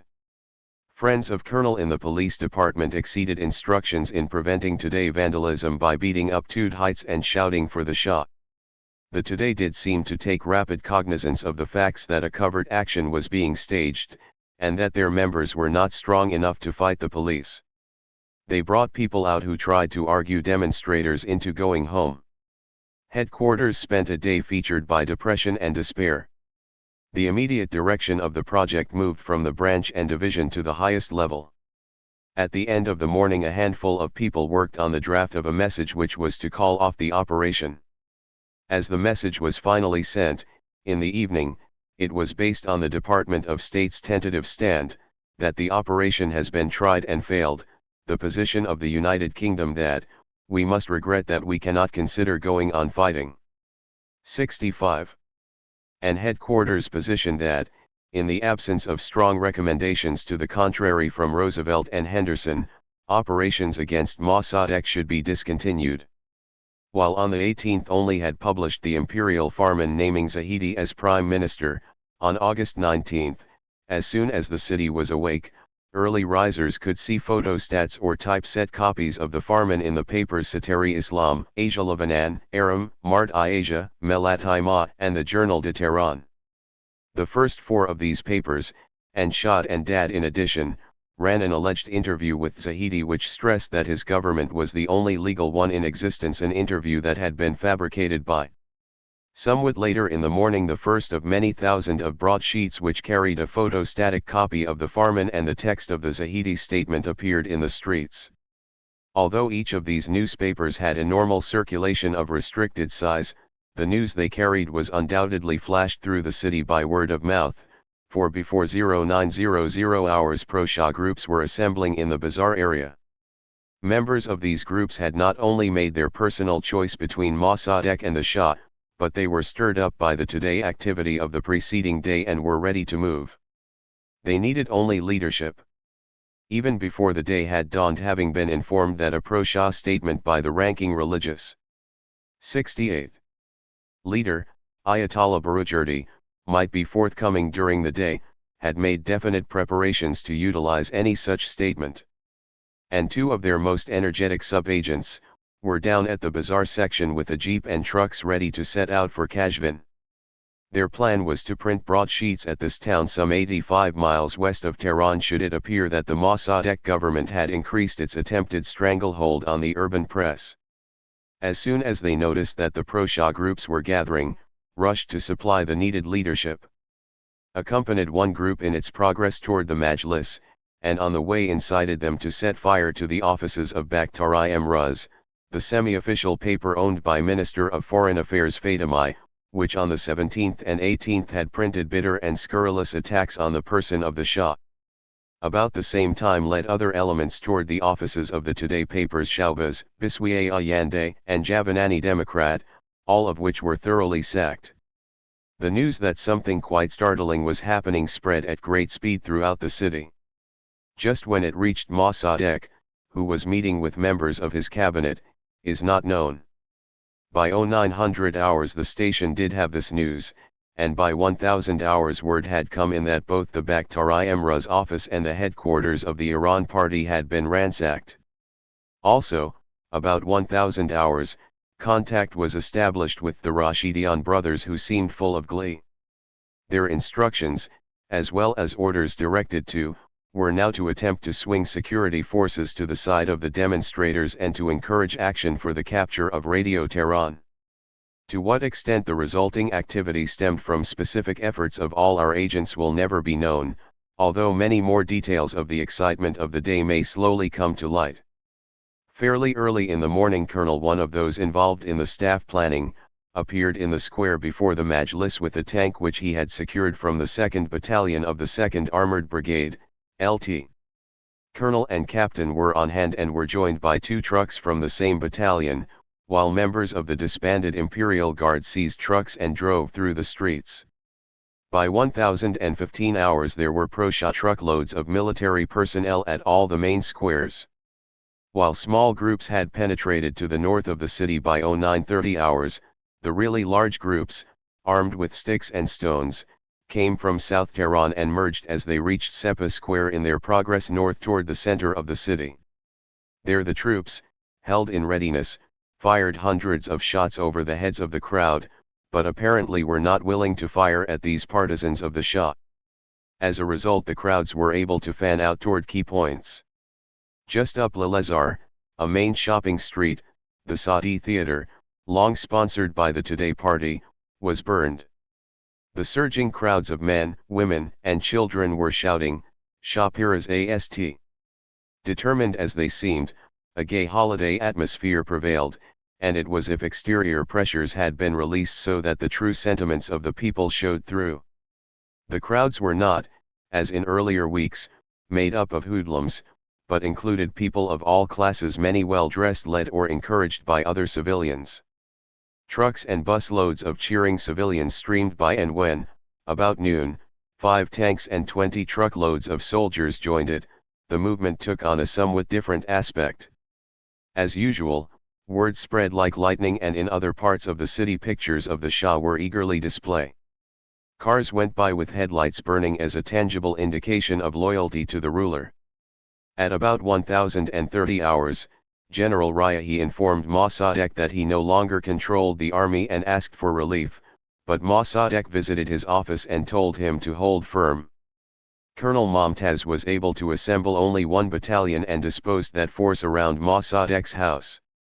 About noon, separate elements composing the crowds began to receive direct leadership from the military and police. Those army officers previously alerted to take part in the military operations provided by Ajax were now taking separate but proper individual action. By 1300 hours the central 70 headquarters of the telegraph office on Seppa Square had fallen into royalist hands. The AP man filed a cable there shortly after 1300 hours giving a brief report on the fighting. Then fighting moved a few hundred yards away to the police headquarters and to the Ministry of Foreign Affairs building just across the wide avenue from it. Defenders of the police station held out until nearly 1600 hours. Also about noon, Roosevelt went to the houses where Generals Zahedi and were in hiding. They were both fully informed of the events of the morning and told to wait for instructions. An hour later, Carroll and Persian-speaking Major William R. Kaiser reported on the military situation. By early afternoon, more of the important objectives in the center of the city, such as the press and propaganda offices, had been taken over by the Royalists. With important facilities under control, it was possible to begin dispatch of streams of telegrams to the provinces urging them to rise in support of the Shah. Even during the greatest heat of the day there was no slackening of activity. Station agent was still on the streets and, finding a crowd on Firdausi Avenue, urged them to go to military police headquarters and demand the release of Colonel and General. This they did. The soldiers on guard put up no resistance. Meanwhile, Agent General was touring the city in his car attempting to round up members of the Imperial Guard, soldiers who later took part in the attack on Mossadegh's house. Early in the afternoon the crowds did collect around approaches to Mossadegh's residence. By this time he had probably already left. Radio Tehran was a most important target, for its capture not only sealed the success at the capital, but was effective in bringing the provincial cities quickly into line with the new government. During the heat of activity, it broadcast dull discussions of cotton prices, and finally music only. Already at 1030 hours there had been an interruption of its schedule, but it was not until early afternoon that people began streaming up the broad avenue toward their goal, some 3 miles to the north. Buses and trucks bore full loads of civilians, army officers, and policemen. Sheer weight of numbers seemed to have overwhelmed the defenders of the radio station, and after a brief struggle in which 3 deaths were reported, at 1412 hours the station was in Royalist hands. At 1420 hours it broadcast the first word of the success of the Royalist effort, including a reading of the Farman. A stream of eager speakers came to the microphone. Some represented elements upon whom reliance had been placed in Ajax planning, while others were quite unknown to the station. Among the former elements were opposition papers one of and. Among spontaneous supporters of the Shah to come to the microphone were Colonel Ali Pahlavi and Major Iband Mirzadian. Their presence was the proof no longer required of the truth of the Ajax assumption that the army would rally to the Shah under just such circumstances. For some period of time, Radio Tehran was alternately on and off the air.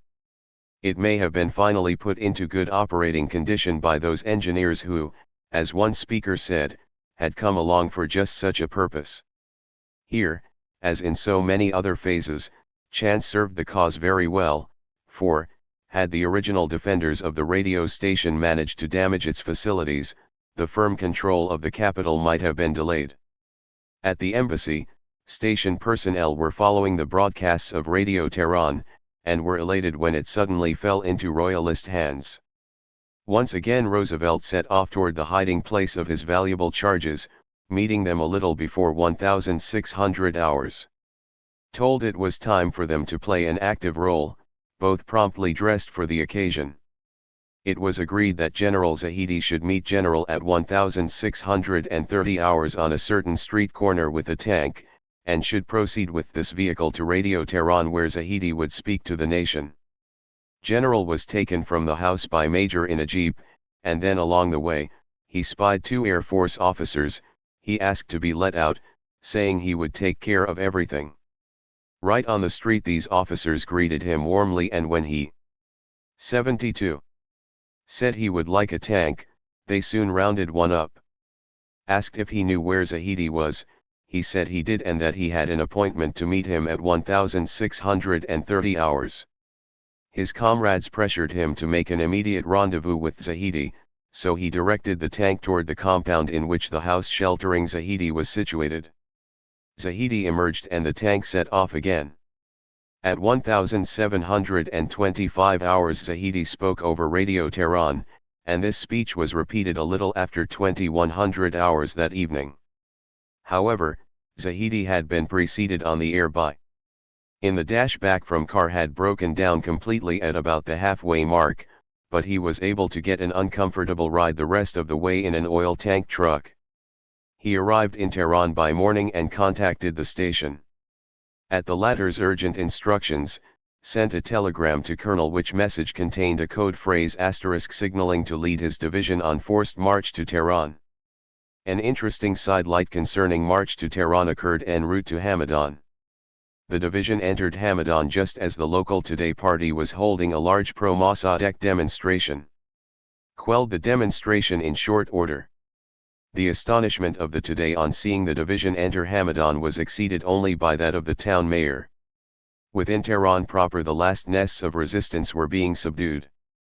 The Chief of Staff headquarters gave in at the end of the afternoon, and before 1900 hours Mossadegh's house was taken and soon turned into a shambles.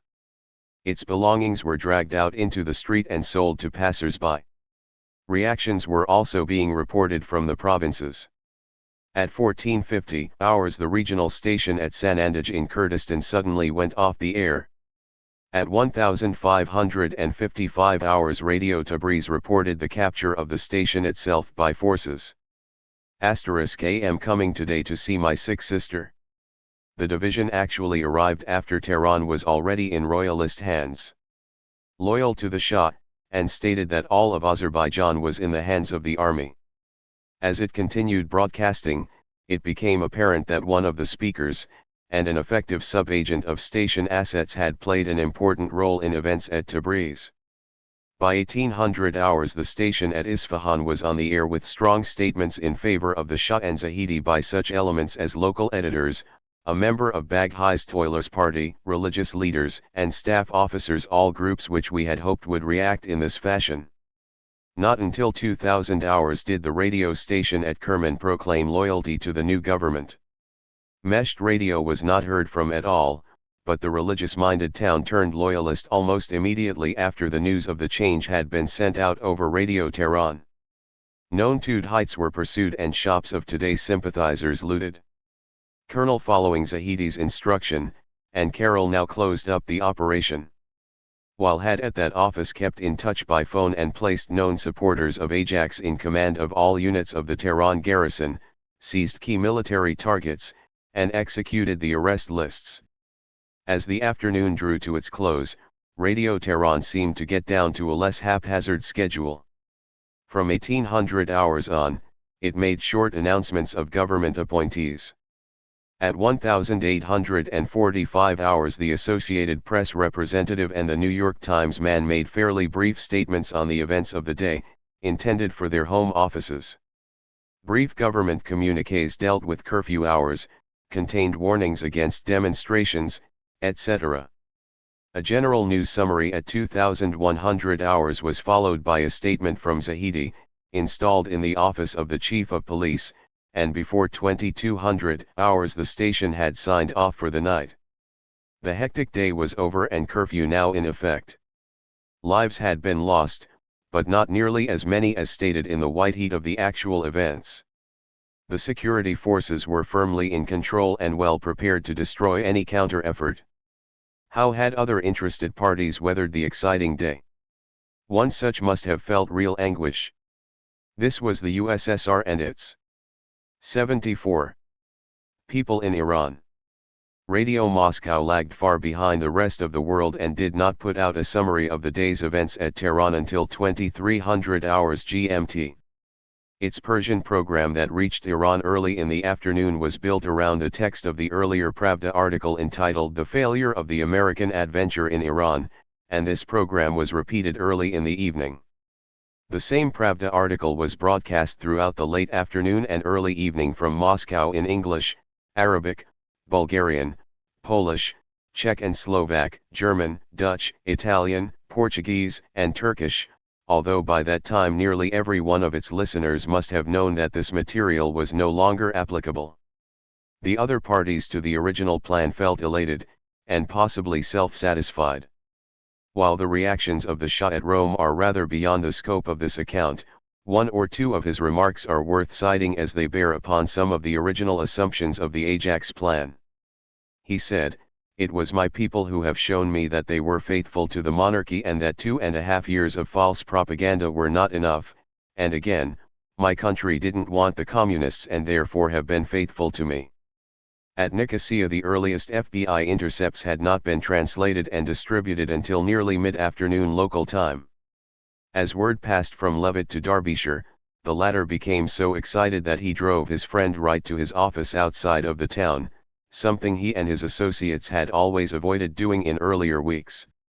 Headquarters had its first word of what the day was to bring just before 0900 hours when someone burst in from the hall pouring out what at first seemed to be a bad joke in view of the depression that still hung on from the day before the news that Mossadegh was on the way out.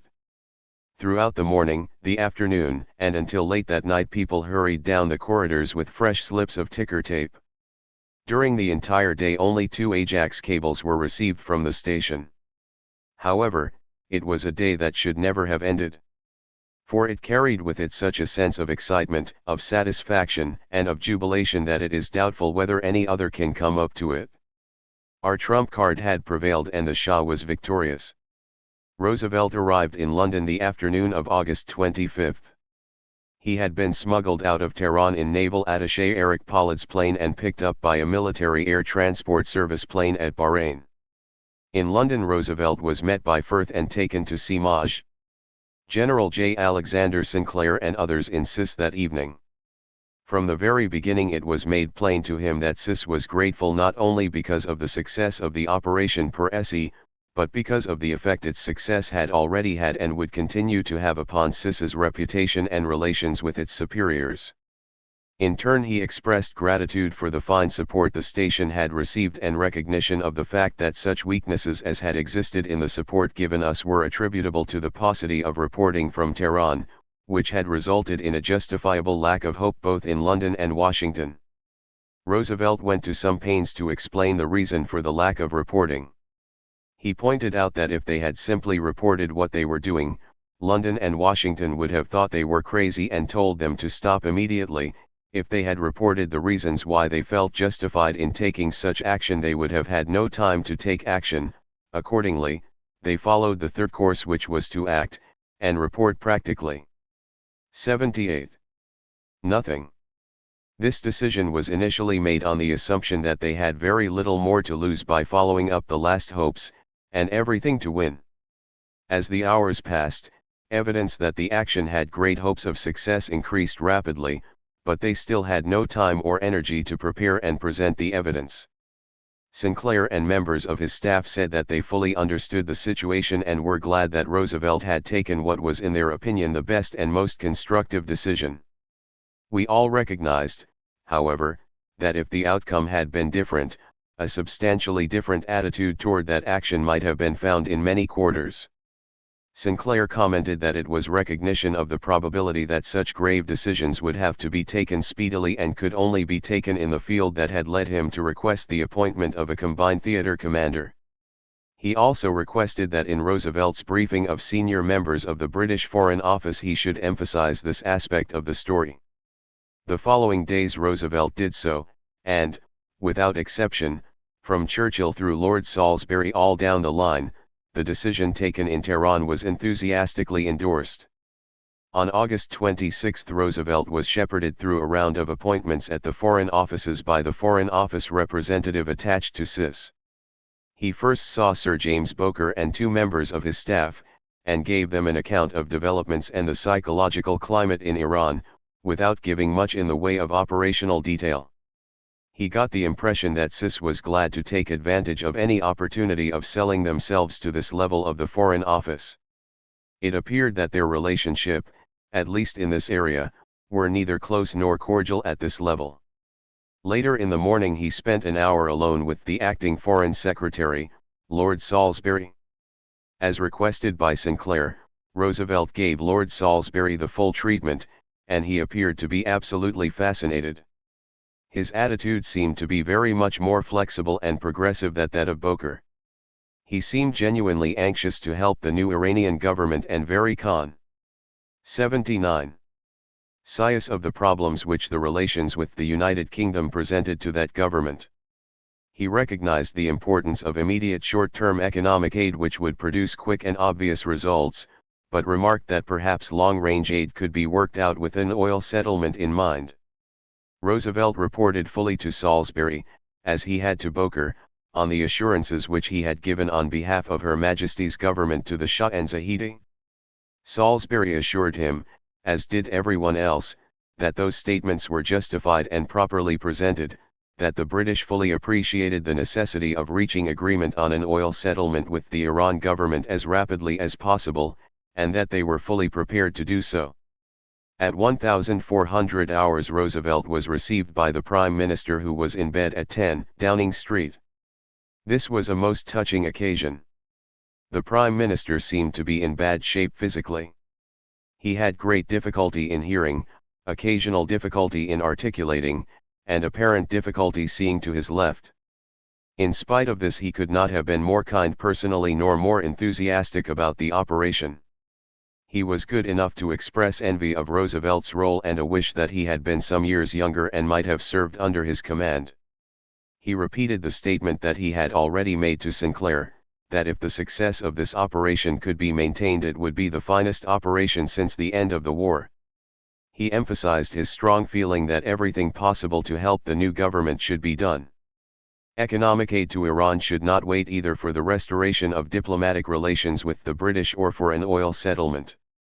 He went so far as to proclaim that if it were necessary he, himself, would provide economic aid to Iran before the restoration of diplomatic relations, although he did not explain how this might be accomplished.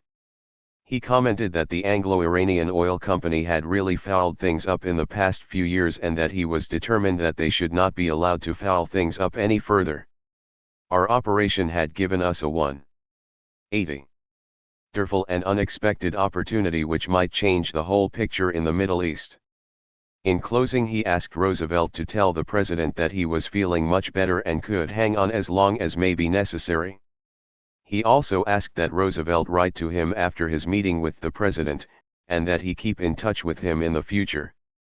The Prime Minister made several references which indicated that he regarded CIS as his service, and that it was very close to his heart.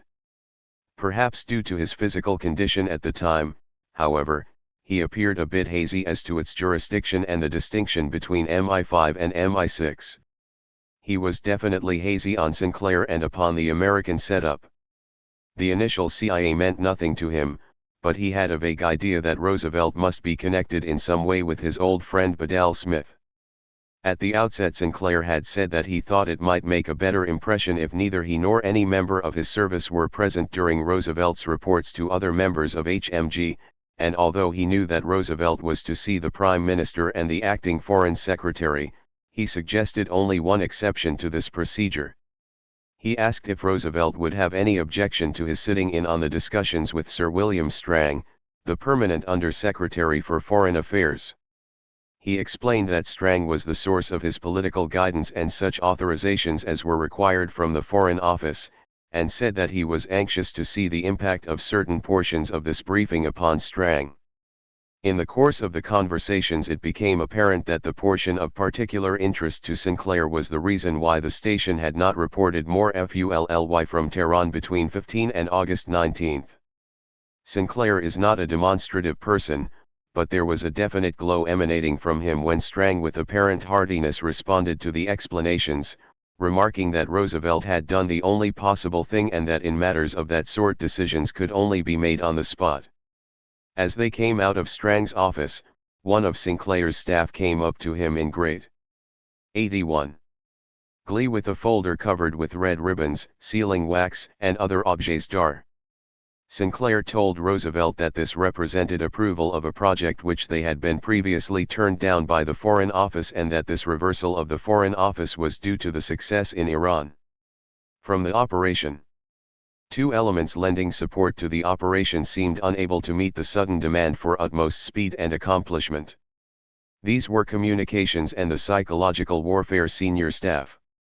Many individual communications officers at headquarters, Nicosia, and Tehran worked many extra hours and displayed commendable zeal and initiative in dealing with a great volume of traffic. Between May 14 and September 1 a total of 990 Ajax messages entered or left headquarters.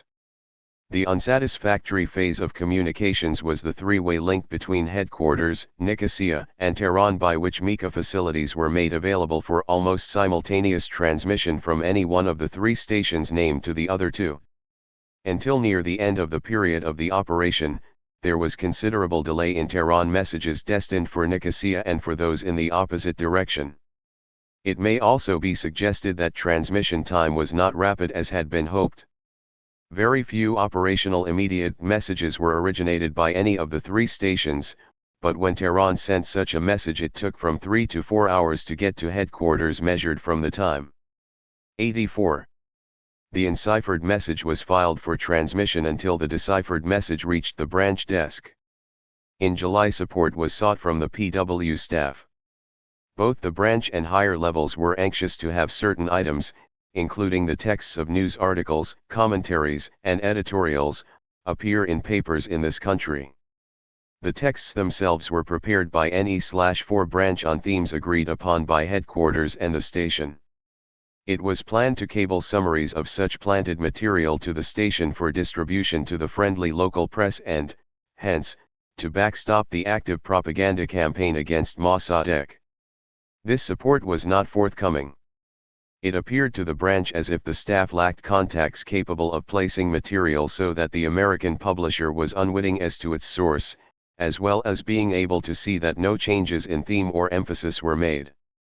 In contrast to this relatively ineffective venture, the Iran desk of the State Department was able to place a CIA study in Newsweek, using the normal channel of desk officer to journalist. Recognizing the fact that the agency is not able to employ such a channel as just described, it does appear that some improvement of capabilities might be desirable. Either those contacts used to secure the unwitting publication of material should be expanded and improved, or else there should be a provision made for passing material directly to cleared editors and owners of press media. Throughout the course of the operation, members of the agency were in touch with members of CIS in Washington, Nicosia, London, and incidentally Cairo. In all but one of these places, we were on their home ground and hence, in a position to penetrate their organization, particularly with regard to building up personal histories of its personnel. The apparent fact that this organization was quite ready to act as the junior partner in this operation has been covered in an earlier paragraph, as has the indication that individual CIS officers made a definite effort to win the friendship and confidence of their contacts. The existence of friction between CIS headquarters and the station at Nicosia was also of interest to us. However, of greatest interest from an operational point of view was the very limited number of personnel. 85. Engaged in Middle East operations. At Nicosia there were only 2 officers and 2 typists to deal both with Iran and with several other countries of the Middle East.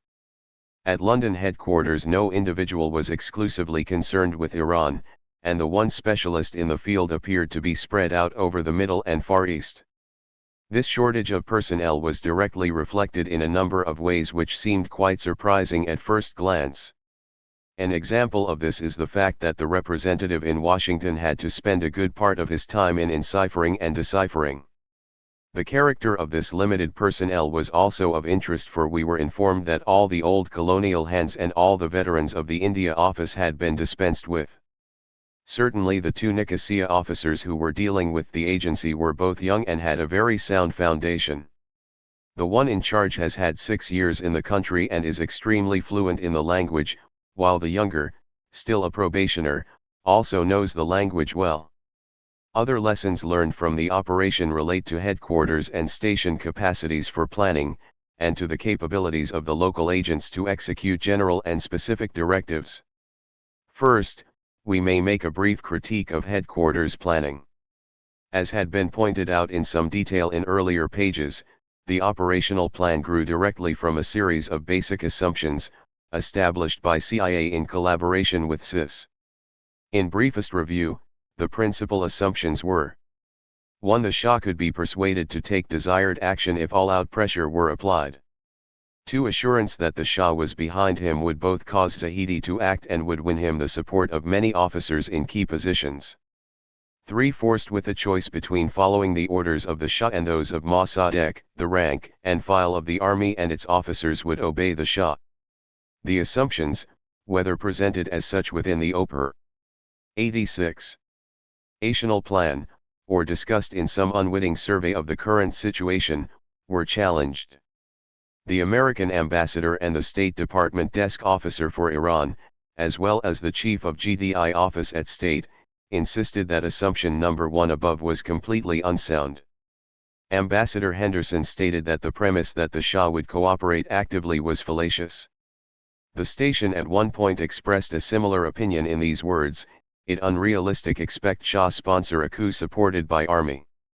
The Office of Intelligence and Research of the State Department, in a special study, dated July 29, 1953 and entitled Estimate of the Likelihood and Possible Consequences of Mossadegh's Removal as Prime Minister, indicated a positive belief that the opposition to Mossadegh was weak, lacked a plan, and was composed of heterogeneous elements incapable of unified action.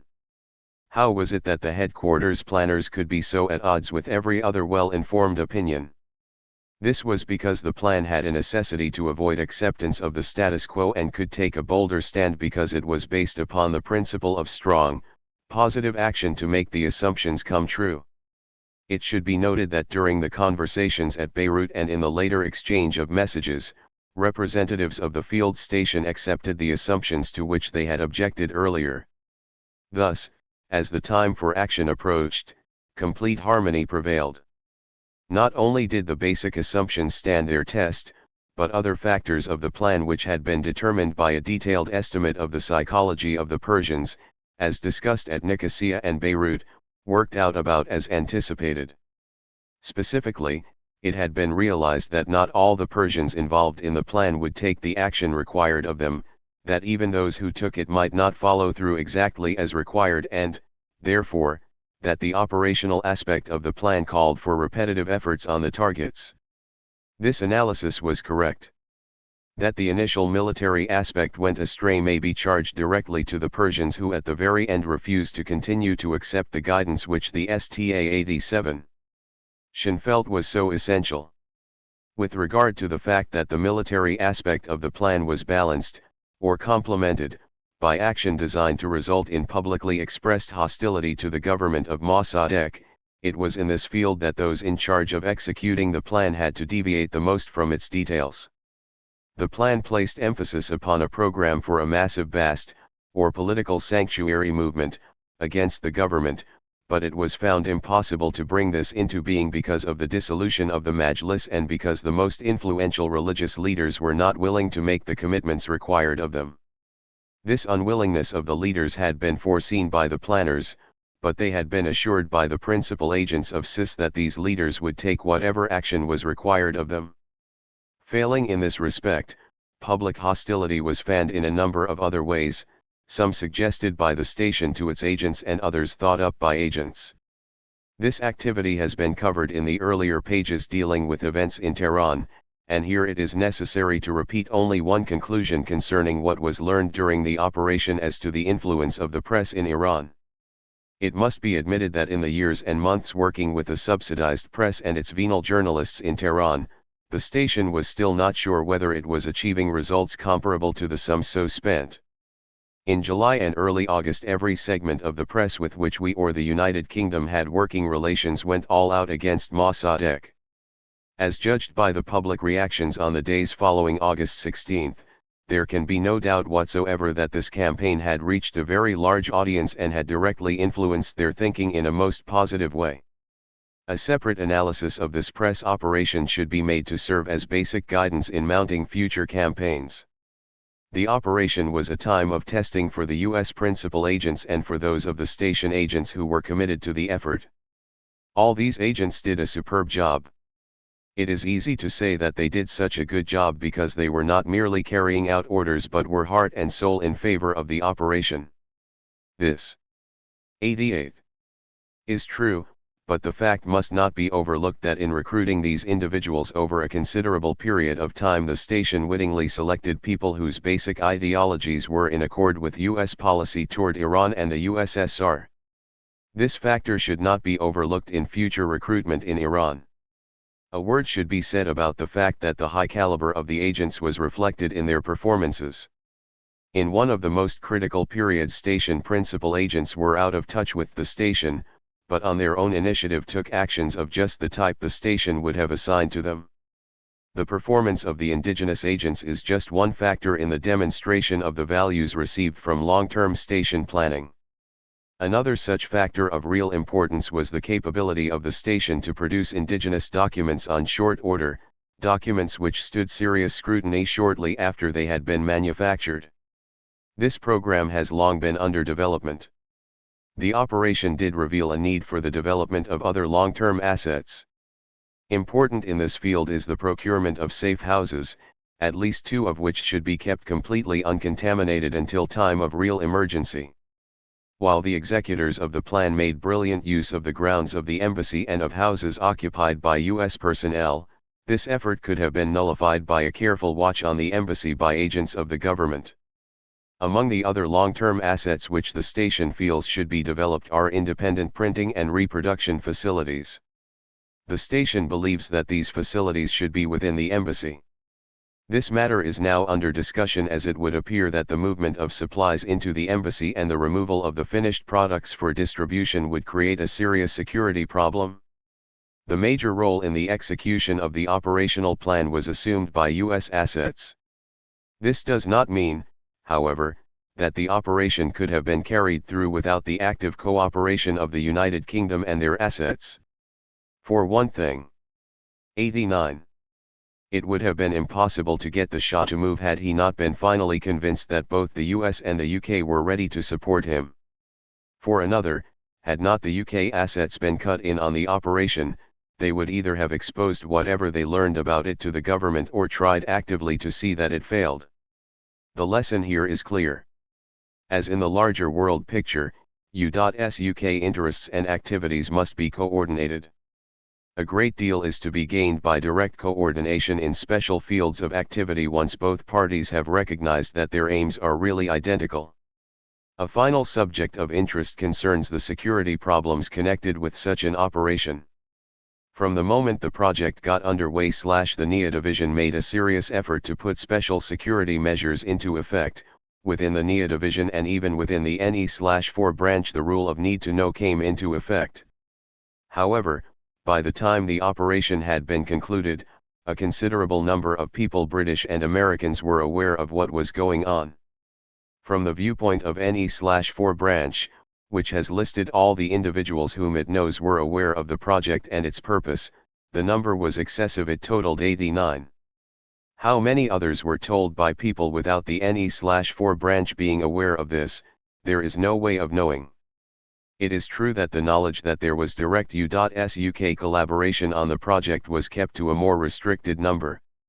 It is, however, suggested that in the future, when an operation of similar magnitude and sensitivity is contemplated, a special security officer be brought into the operation at its inception and be given the responsibility for keeping track of exactly who knows what about the project.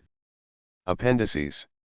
Appendix A, Initial Operation Plan. Appendix B, London Draft of the Ajax Plan. Appendix C, Foreign Office Memorandum. Appendix D, Report on Military Planning Aspects Appendix E, Military Critique Lessons.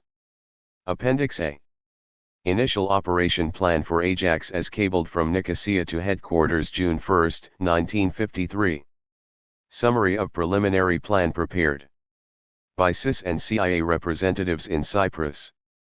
I. Preliminary Action. A. Interim Financing of Opposition. 1. CIA will supply $35,000 to Zahedi. 2. CIS will supply $25,000 to Zahedi. 3. CIS indigenous channels in Iran will be used to supply above funds to Zahedi. 4. CIA will attempt to subsidize key military leaders if this necessary. B. Acquisition Shah Cooperation. 1. Stage 1. Convince the Shah that UK and US have joint aim and remove pathological fear of British intrigues against him. A. Ambassador Henderson call on the Shah to assure him of 94. U.S. UK common aid and British supporting him, not Mossadegh. B. Henderson to say to the Shah that special US representative will soon be introduced to him for presentation joint U.S. UK plan. 2. Stage 2. Special US representative will visit the Shah and present following. A. Presentation to the Shah. Both governments consider oil question secondary. Major issue is to maintain independence Iran and keep from the Soviet orbit. To do this, Mossadegh must be removed. Present dynasty best bulwark national sovereignty. While Mossadegh in power, no aid for Iran from United States. Mossadegh must go. U.S. UK financial aid will be forthcoming to successor government. Acceptable oil settlement will be offered, but successor government will not be rushed into it. B. Demands on the Shah. You must take leadership in overthrow Mossadegh. If not, you bear responsibility for collapse of country. If not, Shah's dynasty will fall and U.S. UK backing of you will cease. Who do you want to head successor government? Warning not to discuss approach. Plan on operation with Zahedi will be discussed with you. 2. Arrangement with Zahedi. Appendix A 95. A. After agreement with Shah per above, inform Zahedi he chosen to head successor government with U.S. UK support. B. Agree on specific plan for action and timetable for action. There are 2 ways to put Zahedi in office. 1. Quasi-legally, whereby the Shah names Zahedi Prime Minister by royal farman. 2. Military coup. Quasi-legal method to be tried first. If successful, at least part of machinery for military coup will be brought into action. If it fails, military coup will follow in a matter of hours. 3. Relations with Majlis. Important for quasi-legal effort. To prepare for such effort, deputies must be purchased. A. Basic aim is to secure 41 votes against Mossadegh and assure quorum for quasi-legal move by being able to depend on 53 deputies in Majlis. B. Approach to deputies to be done by CIS indigenous agent group.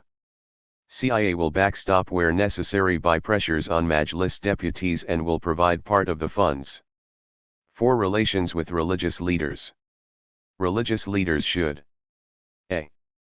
Spread word of their disapproval Mossadegh. 96.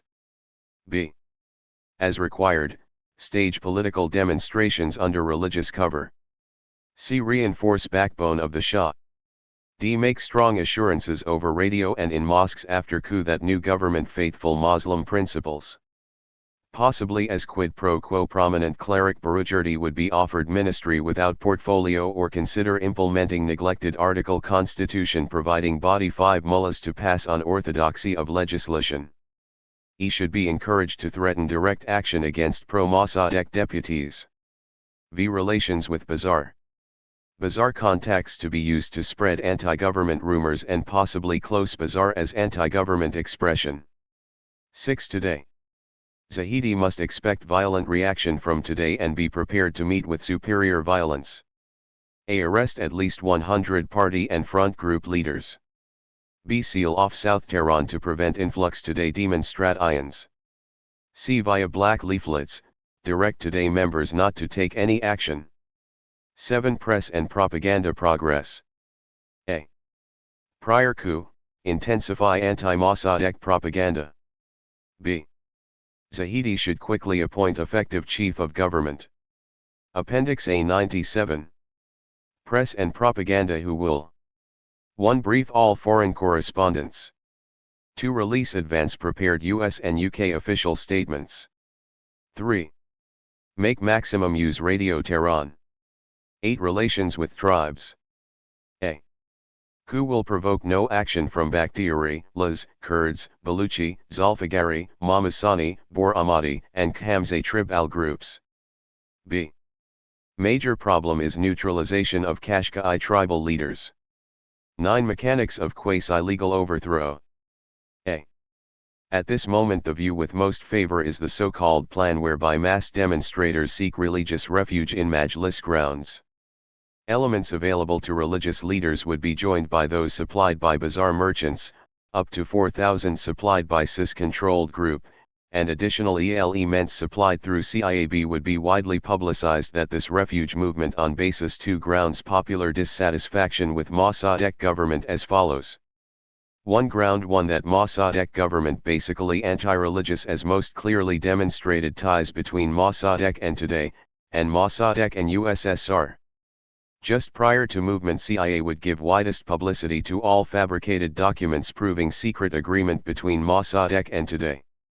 2. Ground 2 that Mossadegh is leading the country into complete economic collapse through his unsympathetic dictatorship. Just prior to movement CIA would give widest publicity to the evidence of illegally issued paper money. CIA might have capability to print masses excellent imitation currency. 98. See religious refuge to take place at dawn of the coup day. Immediately followed by effort have Majlis pass a motion to censure the government. This is to be followed by the dismissal of Mossadegh and the appointment of Zahedi as successor. If successful, the coup would be completed by early afternoon. Failing success, the coup would be mounted later that evening. The fight over Iran's oil. CIA operative Dr. Donald Wilbur, the author of this top secret report, attempted to downplay the emphasis on controlling Iran's oil, but most historians today recognize that this was not the case. The following is an excerpt from a study written by the Iran Chamber Society, a non-profit foundation that acts as a clearinghouse for Iranian history and culture. The operation, codenamed TP-Ajax, was the blueprint for a succession of CIA plots to foment coups and destabilize governments during the Cold War, including the agency's successful coup in Guatemala in 1954 and the disastrous Cuban intervention known as the Bay of Pigs in 1961. In more than one instance, such operations led to the same kind of long-term animosity toward the United States that occurred in Iran. The history says agency officers orchestrating the Iran coup worked directly with royalist Iranian military officers, handpicked the prime minister's replacement, sent a stream of envoys to bolster the Shah's courage, directed a campaign of bombings by Iranians posing as members of the Communist Party, and planted articles and editorial cartoons in newspapers. The coup had its roots in a British showdown with Iran, restive under decades of near-colonial British domination. The prize was Iran's oil fields. Britain occupied Iran in World War II to protect a supply route to its ally, the Soviet Union, and to prevent the oil from falling into the hands of the Nazis ousting the Shah's father, whom it regarded as unmanageable. It retained control over Iran's oil after the war through the Anglo-Iranian Oil Company. In 1951, Iran's parliament voted to nationalize the oil industry, and legislators backing the law elected its leading advocate, Dr. Mossadegh, as prime minister. Britain responded with threats and sanctions. General H. Norman Schwarzkopf, the father of the now famous General Schwarzkopf of Iraq War I, was picked by the CIA to talk the Shah into participating in the Anglo-American coup d'état. Schwarzkopf was brought in because of his long-time relationship with Iran's royal family. He was tasked with convincing the Shah's sister and likewise the Shah himself that Iran's relations with the West depended on the Shah seizing power and that oil was not the priority of the Americans and the British. Appendix B. London Draft. of the Ajax. Operational Plan. Introduction. The policy of both the US and UK governments requires replacement of Mossadegh as the alternative to certain economic collapse in Iran and the eventual loss of the area to the Soviet orbit. Only through a planned and controlled replacement can the integrity and independence of the country be ensured. General Zahedi is the only figure in Iran currently capable of heading a new government who could be relied upon to repress Soviet communist penetration and carry out basic reforms. The plan which follows is comprised of 3 successive stages. The first 2 stages precede action of a military nature. They include the present preliminary support period and the mass propaganda campaign. These stages will be of real value to the mutual interests of US and UK even if final military action is not carried out, in that they will make the position of Mossadegh increasingly vulnerable and unsteady. The total estimated expenditure required to implement this plan will be the equivalent of $285,000, of which $147,000 will be provided by the US service and $137,500 by the UK service. 102. 2. Operational Plan. A. Preliminary support of opposition to Mossadegh government. For a period of several months both the US field station and the British group have been in close touch with Zahedi. The British group has supplied the equivalent of $50,000 for this support. During this preliminary period beginning in June 1953, and for an estimated 2 months maximum thereafter, the United States will provide $35,000 and the United Kingdom the equivalent of $25,000. Initial payments under this allocation have already been made by the US field station. British funds will continue to be paid through present channels for purposes as directed by the UK or by the US field station on UK behalf. US funds are to be distributed through direct US field station contracts for the specific purpose of extending and strengthening military and political contacts of Zahedi. Early in this period Zahedi will be made fully aware of this dual support and of the joint intention that it should lead to even more concrete support. During this period the impression will continue to be given in the circle of Zahedi's contacts that the Shah is supporting him by the provision of funds. The coordination of UK-US field station activity on the developing plan will be achieved through direct contact between US field personnel and the British group, with the former acting on behalf of the United Kingdom by relaying instructions and acting as a secure communication link, to augment that already existing. Appropriate steps will be taken to ensure that overt US policy will conform as closely as possible with the purpose of this plan. B. Role of the Shah as focal point of opposition. This plan is based on the assumption that the cooperation of the Shah will be obtained. Such cooperation will give a military coup the best chance of success. However, it also envisages the same type of operation through the involuntary involvement of the Shah in this plan. To play his role the Shah requires special preparation. By nature a creature of indecision, beset by formless doubts and fears, he must be induced to play his role, and this role must require a minimum of affirmative action and cover as brief a period as possible. We consider Princess Ashraf, his forceful and scheming twin sister, to be the person most likely to be able to induce the Shah to play his role.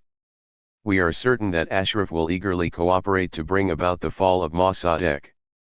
Therefore, Ashraf must be approached at her present location, briefed on the task and sent back to Iran. Contact will have to be maintained between Ashraf and the US field situation. The role of the Shah is to be played in 3 stages, and Ashraf will be preparing him in advance for each successive stage. The first stage will be to convince the Shah that the United States and the United Kingdom have a joint aim in Iran, and at the same time to remove his pathological fear of the hidden UK hand. The second stage will be to inform him in specific terms of what the immediate future holds for him. The third stage will be to obtain specific items from him. These stages are detailed below. 1. First stage, with prior advice from Princess Ashraf, the leader of the British group will visit the Shah to assure him that the United States and the United Kingdom have common aims towards Iran, and that both want to support him to the utmost in opposing Mossadegh. The leader of the British group will say that he is in a position to prove that the British are supporting the Shah and that he, the leader, is authorized to speak for the United Kingdom by stating that any key phrases selected by the Shah out of several proposed will be given on successive dates in the Persian language broadcasts over the BBC. Princess Ashraf Pahlavi, the twin sister of the Shah, was utilized by U.S. intelligence to convince Mohammad Reza Pahlavi to come back to Iran and take power in 1953. Ashraf has been viewed by some historians as instrumental in the coup because without her help, it is doubtful as to whether the Shah would have seized power. For her own efforts, Ashraf received $10,000 and a mink code from the CIA. 104. Appendix B 105. 2 Second stage, with advance warning from Princess Ashraf, General Schwarzkopf is introduced as the U.S. Special Representative. This representative is already well known to and admired by the Shah as a result of his successful tour of duty in Iran some years ago. His remarks to the Shah will comprise 2 parts. The first part covers the following points. A. Both governments consider the oil issue of secondary importance at this time, since the major is the resolve for both governments to maintain the independence of Iran. Both governments are now determined to help the Iranians to help themselves to keep their country from falling into Soviet hands. If Mossadegh remains in power, economic collapse is certain, and since Mossadegh is permitting extensive communist penetration, the economic collapse would be followed by a communist takeover of the country. B. Both governments feel that the continued existence of the Pahlavi dynasty should be the best bulwark of national sovereignty. C. As long as Mossadegh is in power, the country will get no new financial aid from the United States, and indeed present aid may be slashed. D. Mossadegh must go. E. His successor will have the strong support of both governments through the same forces that bring him into power. F. An acceptable oil settlement will be offered, but there is no intention of either rushing this issue or of forcing it on the country. The second part will cover the following points. A. The Shah is now, and inevitably will remain, the focal point of all forces opposing Mossadegh. B. If the Shah fails to go along with these forces, he will be solely responsible for the collapse of the country and its loss of independence. 106. C. If the Shah fails to go along, his dynasty is bound to come to an end soon. In spite of the Shah's previous misconceptions, the United States and the United Kingdom have been and are supporting him, but if the Shah fails now, this support will be withdrawn. The representative will discuss the implications of this. D. The Shah has stated that Zahedi is acceptable to him as his successor to Mossadegh. Furthermore, the Shah has asked that funds for Zahedi's support given by the United States and United Kingdom governments should be given out in his name. E. The US and UK governments agree fully that Zahedi is the only effective candidate. Zahedi will be ready to take over in the near future, aided in every way to achieve success by the United States and United Kingdom. The Shah will be kept fully informed of Zahedi's plans, and a minimum of action will be required from him. As soon as possible after the visit of the US representative to the Shah, the leader of the British group will make a visit of identical type to reinforce the above estimates. 3. Third stage. This stage will be the sole responsibility of Princess Ashraf. Immediately following the visits as described above, and while the Shah is still under their effects, Princess Ashraf will obtain his signature on 3 documents. The first of these documents will be dated, the second and the third undated. They will be, A. An open letter calling on all loyal officers to cooperate with the bearer of the letter in any efforts he feels are necessary to re-establish the prestige of the army, to restore their own self-respect and to show their devotion to the Shah and country. B. A royal decree naming Zahedi as Chief of Staff. C. A royal decree appealing to all ranks of the army, to carry out faithfully the orders of the Chief of Staff whom the Shah has named. These documents will be then taken out of the palace at once, the first to be delivered to Zahedi and the other 2 to be held by the U.S. station time of need. Following the effort required of him to produce these documents, the Shah may be in a period of elation for some time. Sooner or later he will begin to brood and to doubt, and at this time he must be removed from the capital to make some kind of tour. Preferably he would make a religious retreat to the Meshed shrine. He would remain at this shrine until after Zahedi obtains control and would return to the capital only to give his official approval to the new prime minister. See arrangement with Zahedi. Continuing contacts by U.S. personnel and British agents with Zahedi or his representatives have helped to bring into increasingly clear focus the picture of his tentative plans and of those elements from which he expects support. This material and related intelligence reports have been used in the preparation of later paragraphs which follow under the subtitle Organization to Mount Coup, with its supporting material in the annexes. Following the phased contacts with the Shah as given above, both the United States and the United Kingdom will inform Zahedi directly that they have secured a firm commitment from the Shah on his behalf and that the time has come to move to a detailed plan of action. General Zahedi will be given the letter signed by the Shah calling on all loyal officers to cooperate with the bearer. He will be instructed to recruit, with the aid of this letter, military aids. Zahedi will also be shown the U.S. UK proposal for action entitled Organization to Overthrow Mossadegh. It will be discussed with Zahedi, who will have the opportunity to amend or modify this proposal should this be necessary to meet his desires and capabilities. It will be pointed out to Zahedi that the plan provides for full U.S. UK coordinated covert support prior to the time of the coup. Every element of the potential opposition to Mossadegh will be mustered so that on coup day it may be possible to overthrow the Mossadegh government by legal means. It will be pointed out to Zahedi that the future character and reputation of the successor government would be better if military action could be limited to assuring control of the city coincident with this legal success. 108.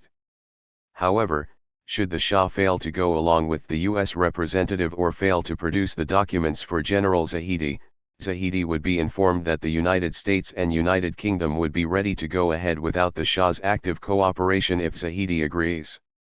We would continue to make every effort to associate the Shah with the undertaking involuntarily and so hope to achieve the same result as if he had actively participated. Organization to mount overthrow. The material which follows under this heading is that which is to be presented to Zahedi by the U.S. field station for the purpose of discussion and modification. Under the headings which follow, elements of existing or potential are assigned their specific roles. This approach omits any consideration of the strengths of the pro-Mossadegh forces. 1. Organization to mount coup. Military Secretariat. This secretariat, headed by an officer named Zahedi but acceptable to the United States and United Kingdom, will be composed of a very limited number of capable senior officers. This secretariat will be in contact with the U.S. field station, which will hand over a preliminary staff plan jointly prepared by the United States and the United Kingdom for securing Tehran. A sum equivalent to $75,000 will be required for the military secretariat to carry out its functions. B. Duties of the Secretariat. Its most urgent duty will be the selection of key officers in Tehran who can be counted upon or won over for action against the Mossadegh government. For security reasons, such officers will be informed of their own actual role at the latest possible date. This Secretariat will make a detailed examination of the US and the UK staff plan with the special attention to every action to be carried out on coup day. Some of these actions will be immediate seizures of General Staff Headquarters, Army Radio Station, Radio Tehran, the houses of Mossadegh and his entourage, police and gendarmerie headquarters, post and telegraph offices, telephone exchange, the Majlis and its printing press, and the Appendix B 109. National Bank and its printing press. Arrests will include the key figures of the Mossadegh government, key army officers cooperating with Mossadegh, and selected newspaper editors. Special attention will also be given to preparing measures to be taken against the Today Party. Zahedi must expect a violent reaction from the Today Party, and must be fully prepared to meet it with superior violence. There is no possibility of neutralizing the party until after the Mossadegh government has been replaced. However, there will be a breathing spell of several hours after the change of government before the Today Party will be able to get out on the streets in force. At the time of the coup, at least 100 party and front group leaders and journalists must be arrested. These names will come from a list of approximately 80 such leaders recently prepared by the United Kingdom, plus US station additions, plus Zahidi's own additions. Control of the Tehran streets will prevent the massing of today or other mob elements. Mass distribution of black pamphlets, notion ally issued by the Central Committee of the party, will be made with the purpose of confusing today members and of preventing them from assembling in an effective manner. It may be possible for the United States to supply by air in advance stocks of tear gas, indelible ink, or other materials suitable for the control of mobs. Local Air Force planes may drop warnings to the public to stay off the streets or take the consequences. C. Action on coup day. This action will follow basically similar lines, although it may be carried out relative to as many as 3 different situations. These 3 situations are: Situation A, the climax of a massive religious protest against the Mossadegh government which is followed immediately by military action. Situation B, the moment when the Shah is being forced by Mossadegh to leave the country. This action by Mossadegh will have resulted from either the growing strength of the opposition as knowingly led by the Shah or because of its growing strength with the Shah as its involuntary figurehead. Situation C, the moment when Mossadegh attempts to present 110. His resignation. Such an action might result from his real concern over the growing strength of the opposition and might take the form, on past showing, or calling on the Shah for personal support. Failing to win the support of the Shah, he might summon the mobs into the streets. Action to be taken with regard to Situation A will be as follows.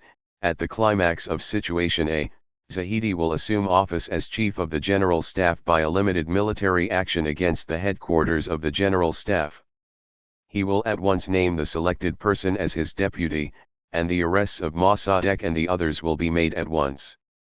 The Majlis will be called into session and the opposition will attempt to pass a vote of censure against Mossadegh and will follow this with a vote of support for Zahidi. However, with or without the possession of a royal decree naming him as Prime Minister, Zahidi will take over the government and will execute the various requirements of coup day. Once he has firmly established his control, he will have no trouble in obtaining the formal vote of support from the Majlis. Only then will the Shah return to Tehran. Action to be taken with regard to situations B and C will be as follows. The only changes in plan will be the necessary advancement of the timetable for coup day to the day of actual crisis and the necessity of putting all the military aspects of the coup machinery into operation at once. 2. Organization to create maximum public opposition to Mossadegh prior to the coup. A. General progress.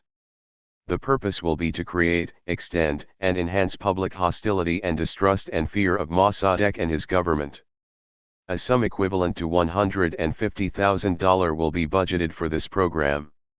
This will be a phased operation, with the phases as follows. Phase 1. This is the current preliminary support stage wherein the receipt of US and UK funds permits Zahidi to win additional friends and to influence key people. Appendix B 111. Phase 2. A massive propaganda campaign against Mossadegh and his government, but with Mossadegh himself as the principal target. This will begin only a week or 2 before the climax of Situation A so as not to offer too much time for a sharp reaction by Mossadegh and so that the impact will not be dispersed by being long and drawn out. Phase 3. This is Situation A, which is described in full in a following paragraph. B. Duties of specific elements. 1. Press and publicity. In the preliminary support period, the British group will continue to use its numerous smaller papers to push an anti-Mossadegh line. At headquarters and at the field station, US personnel will draft and put into Persian the texts for articles, broadsheets, and pamphlets, some pro-Shah and some anti-Mossadegh. The material designed to discredit Mossadegh will hammer the following themes. A. Mossadegh favors the Today Party and the USSR. B. Mossadegh is an enemy of Islam since he associates with the Today and advances their aims. C. Mossadegh is deliberately destroying the morale of the army and its ability to maintain order. D. Mossadegh is deliberately fostering the growth of regional separatist elements through his removal of army control over tribal areas. One of the aims of the removal of control by the army is to make it easier for the Soviets to take over the northern provinces. Mossadegh is deliberately leading the country into economic collapse. F. Mossadegh has been corrupted by power to such an extent that no trace is left of the fine man of earlier years, and he now has all the repressive instincts of dictator. G. Consistent with these themes will be the persistent slant that Mossadegh has been the unwitting victim of his unscrupulous, poor. 112. Sonoli ambitious advisors.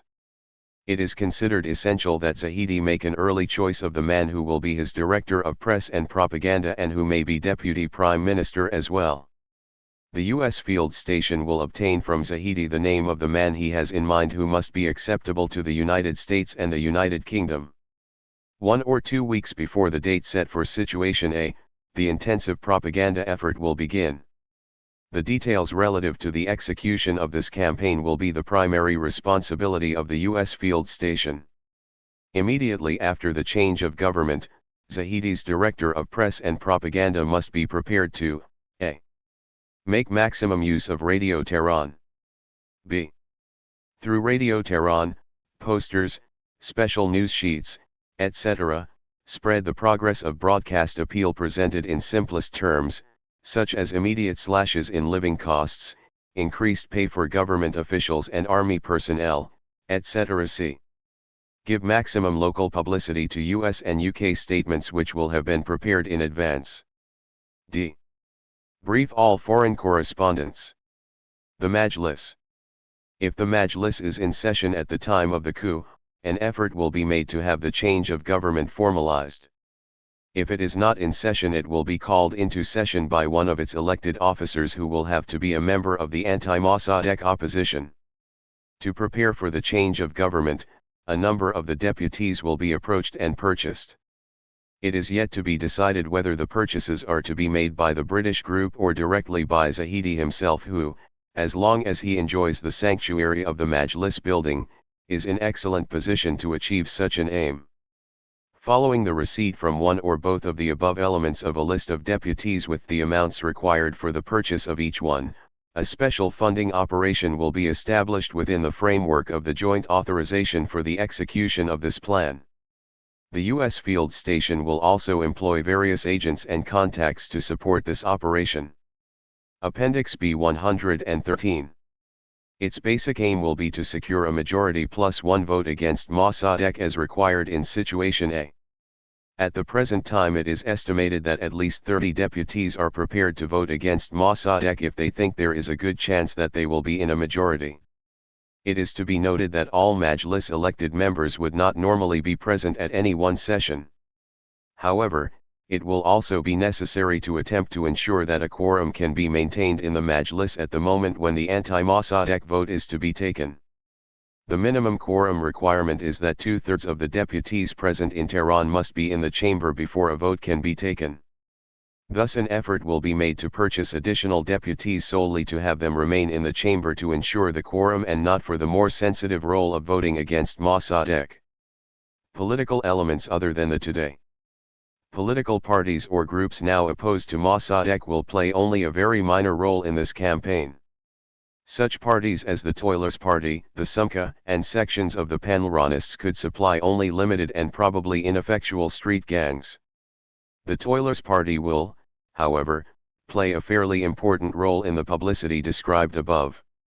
It is to be noted that while these parties command only ineffectual street gangs, the British group can muster up to approximately 3,000 street activists to be committed in Situation A religious leaders. It is our belief that nearly all the important religious leaders with large followings are firmly opposed to Mossadegh. Both the U.S. field station and the British group have firm contacts with such leaders. The pro-Zahedi capabilities in this field are very great. These leaders include such assorted and sometimes inimical elements as the non-political leaders and, as well as N and his terrorist gang. During the period of intensive anti-Mossadegh publicity before coup day, the leaders and their henchmen will spread word of their disapproval of Mossadegh. Give open support to the symbol of the throne and give 114. Moral backing to the Shah through direct contact with him at the shrine. As required, stage small pro-religious anti-Mossadegh demonstrations in widely scattered sections of Tehran. The terrorist group to threaten that they are ready to take direct action against pro-Mossadegh deputies and members of Mossadegh's entourage and government. Ensure full participation of themselves and followers in Situation A bazaar merchants. These are defined as a relatively small number of long-established prominent merchants with a semi-religious outlook and with strong influence over the lower social orders in the bazaar section. Contacts with these merchants exist both through the British group and through the US field station. These merchants are anti-Mossadegh because the government harms them directly through the stagnation of business, the cutting off of imports, the strenuous collection of taxes, and the general tightness of money. In the period of intensive publicity preceding Situation A, these merchants will be used to spread anti-government rumors in the bazaar. Stage limited protests in the south of Tehran against the economic policies of the Mossadegh government. Then, at the time of Situation A, they will close all or part of the bazaar. Final action immediately preceding the coup. As noted above, the military action can result from Situation A, B, and C. However, the pre-coup activities of the organization as described above will be primarily for the purpose of creating Situation A, which is described below. On the appointed day, staged attacks will be made against respected religious leaders in Tehran. Other religious leaders will at once say that these attacks were ordered by Mossadegh as his reaction to the disfavor in which his government is held by the religious leaders of the entire country. A number of the more important leaders will at once take sanctuary in the Majlis grounds. At this time, these religious leaders will release statements through their followers denouncing in the strongest terms the anti-religious attitudes and behavior of Mossadegh. At the same time as 2.b above, the fullest publicity will be given to the US station fabricated documents which prove and record in detail a secret agreement between Mossadegh and the Today, with the latter promising to use all their force in support of Mossadegh and against the religious leaders, the army, and the police. Simultaneously, these leaders will call on their followers to take sanctuary all over Tehran in mosques, telegraphs and post offices, banks, etc. The British group and the US station will supply all the demonstrators they can to swell their ranks, and at the same time the merchants will attempt to close the bazaar. In the presence of this increasingly hostile and abnormal atmosphere, Zahedi will take over as chief of staff and make those arrests which are an essential part of the military phase of the coup. Just after Zahedi moves, the Majlis will be called into session to formalize the change of government and complete the coup. To estimate of chances of success of operational plan. The preceding material represents a Western-type plan offered for execution by Orientals. However, it was drafted by authors with 116. An intensive knowledge of the country and its people who endeavored to examine and evaluate all the details from the Iranian point of view. Given the recognized incapacity of Iranians to plan or act in a thoroughly logical manner, we would never expect such a plan to be restudied and executed in the local atmosphere like a Western staff operation. However, we feel that the plan is broad enough and sufficiently comprehensive to offer a reasonable chance of success even if not carried out 100%. Security among all local elements involved is a serious weakness inherent in the Persian character. We must be aware of the fact that security breaches might lead to repressive measures by Mossadegh. No precedent for this proposed operation exists in Iran in recent years. The Reza coup was of an entirely different nature. Recent coups in other Near Eastern countries were far easier to carry out since they were not complicated by a large pro-communist opposition or hampered by the presence of a head of government having powerful popular following. Prior to an estimate of the chances of success, the following points in connection with the general concept of the coup are vital. A. The failure of the coup would result in 1. A strong tide of government-directed hostility toward the United States and the possibility of the United States being expelled from Iran. 2. Loss to the United Kingdom only of operational machinery represented by the group which is intended mainly for the overthrow of Mossadegh. B. Should the coup be attempted and fail, but the United States is not expelled from Iran, and should Mossadegh then fall at a subsequent date, neither the United States nor the United Kingdom would be in a position to take advantage of that opportunity, since the British group and certain U.S. assets may be destroyed by the failure of the coup. C. If the coup is not undertaken, the United States still stands to be expelled from Iran, as the certain economic collapse under the present Mossadegh government would probably be accompanied by internal chaos and a subsequent takeover by the today under USSR direction. D. If the coup plan is rejected at this time, then another plan should be prepared against the time of economic collapse and internal chaos.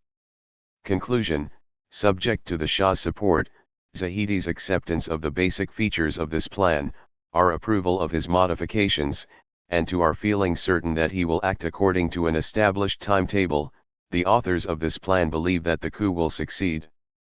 4 Annexes. These proposed annexes are not included in this draft, as they must be based upon a great mass intelligence and information which is still being specifically collected for this purpose. Annexes would include very detailed listings of all support available or probably available to Zahidi, such as names and positions of army officers backing him, critical examination of the position of army officers backing him, critical examination of the position of the Majlis deputies, appraisal of size and cohesion of religious leaders supporting Zahidi, the proposed cabinet of Zahidi, etc. Above, Queen Elizabeth II of England and Shah Mohammad Reza Pahlavi in the early 1960s. The overthrow of Mossadegh ended the fledgling nationalist era for Iran, heralding in a repressive monarchy highlighted by the brutal domestic intelligence organization, SIVAK, with the help of the CIA and the Israelis. SIVAK was tasked with monitoring and detaining political dissidents opposed to Iran's monarchy. Noted for its arbitrary detentions and cruel torture, the group operated with impunity up until the Iranian Revolution and the Shah's departure in 1979. Appendix C. Foreign Office Memorandum of July 23, 1953 from British Ambassador Makins to Assistant Under Secretary of State Smith. Secret Security Information. Her Majesty's government have noted the State Department's view as got out in a report on the conversation between Mr. Byroads and Mr. Beeley on July 7, and have much sympathy for him.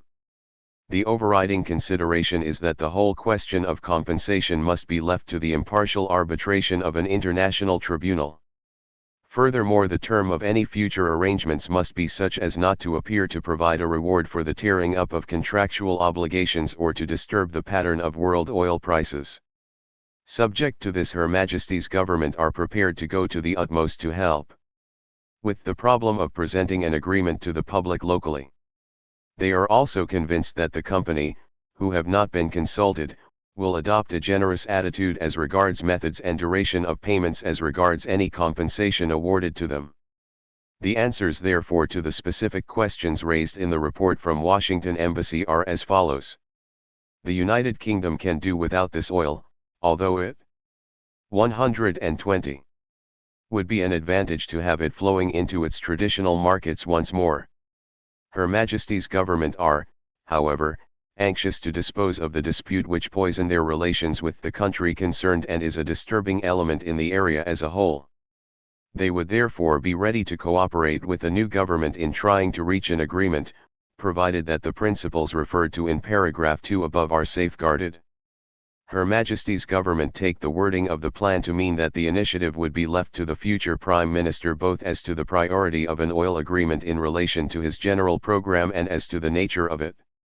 They hope he would agree to look at the February proposals, and they would of course help him in regards to the presentation of the agreement. If he had any alternative proposals, Her Majesty's government would consider them with equal sympathy, subject always to the principles mentioned above being safeguarded. Britain's meddling in Iran. Britain has long been involved in meddling in Persian affairs. Over the course of the 19th century, the importance of Persia grew in direct proportion to the ambitions of the British Empire. Britain regarded Persia, with its key, central location, as the logical extension of its Indian possessions.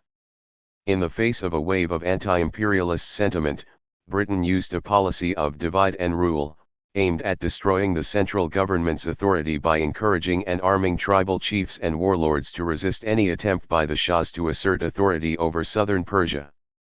The furor of the Persian people culminated in the constitutional revolution of 1906 to 1907, a response to the impotency of the Iranian autocracy in the face of the escalating imperial encroachments of Britain, which overthrew the monarchy. The constitutionalists' quest to transform Persia into a modern nation-state was crushed by the signing of the Anglo-Russian Agreement of 1907. The bilateral accord split the nation into three sections, two spheres of influence divided by a central neutral zone, over which the Iranian parliament, or Majlis, nominally retained sovereignty. The pact granted the agents of either empire exclusive control over the disposition of the natural resources contained within their respective sphere. The geostrategic importance of Persia to the British Empire escalated in 1908, with the discovery of vast petroleum deposits within the British sphere of influence. An infusion of materiel from Britain allowed the Iranian army, under Reza Mizra Khan's personal command, to successfully invade and occupy the former Russian sphere of influence. Backed by the British, Reza Khan dropped all pretense of constitutional rule and had himself crowned Shah of Iran on December 13, 1925, establishing the Pahlavi dynasty. As everyone knows, the monarchy was ousted again, this time by the mullahs, in recent history, so that Iran is now an Islamic republic. For Iranians, democracy is not a new idea but an ongoing struggle. For a century, this Middle East Muslim country has sought democracy, only to see its efforts twice stamped out by Western powers. The time has come for Britain, and the West in general, to stop meddling in the affairs of Iran. The coup takes shape. Above, at the height of the coup d'état, chaos engulfed Tehran as protesters, many of whom were on the payroll of CIA and British agents, ran throughout the streets, looting and setting fire to buildings. Above, pro-Shah forces, guarded by club-wielding thugs, parade a tank through the streets of Tehran, announcing the return of the Shah. Appendix D. Report on military planning. Aspect of Ajax. Military aspects Operation Ajax. In early summer 1953, Carroll was assigned the task of planning military aspects of Ajax. Several assumptions first had to be taken into account. A. Operation would be joint operation with CIS. B. Operation would rely heavily upon military willingness to fight for Shah. C. Armed forces in Iran under Mossadegh very strongly led by pro-Mossadegh officers. D. Operational assets within armed forces controlled by CIS or CIA were not at the outset capable of executing the military objectives of Ajax. Planning tasks which had to be accomplished. E. Detailed study of the leading military personalities in Iran. F. Detailed study of order of battle of the Iranian army with emphasis on the Tehran garrison. G. Detailed military study of communications, supply dumps, ammunition depots, command structure Iranian armed forces, time and distance factors within Tehran and throughout Iran, including road and rail nets. H. Detailed assets possessed by CIS. 124. I. Operational assets to be developed by CIA. Almost no military assets were then under CIA control. George Carroll in Washington began a staff study preliminary to drafting a military plan. Persons who were particularly helpful in the preparation of this study were Jerome F. Bejerd, Willem F. Falks, Jr., Eugene E. Silsdorf, Elizabeth E. McNeil, Betty J. Caldwell, and Arthur W. Dubois. This group constituted a branch task force. Throughout the summer, cables were exchanged with the Tehran station in an effort to procure the latest information on the order of battle of Iranian armed forces. The Iranian desk, G2, Pentagon, was queried in an effort to obtain whatever information they could get which might help accomplish the above tasks. Information available in G2 was almost non-existent. Biographical information on leading army figures was extremely scanty. G2 did not possess a tactical map showing the military situation in the city of Tehran.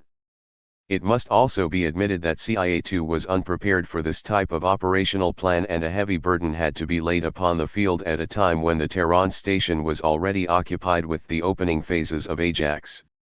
The primary difficulty in staff planning at this time was the fact that neither the field nor headquarters possessed detailed information on military figures in Iran. CIA had heretofore never placed particular emphasis on that type of operational reporting, and we learned as the days went by how extremely important, indeed vital, that type of reporting is.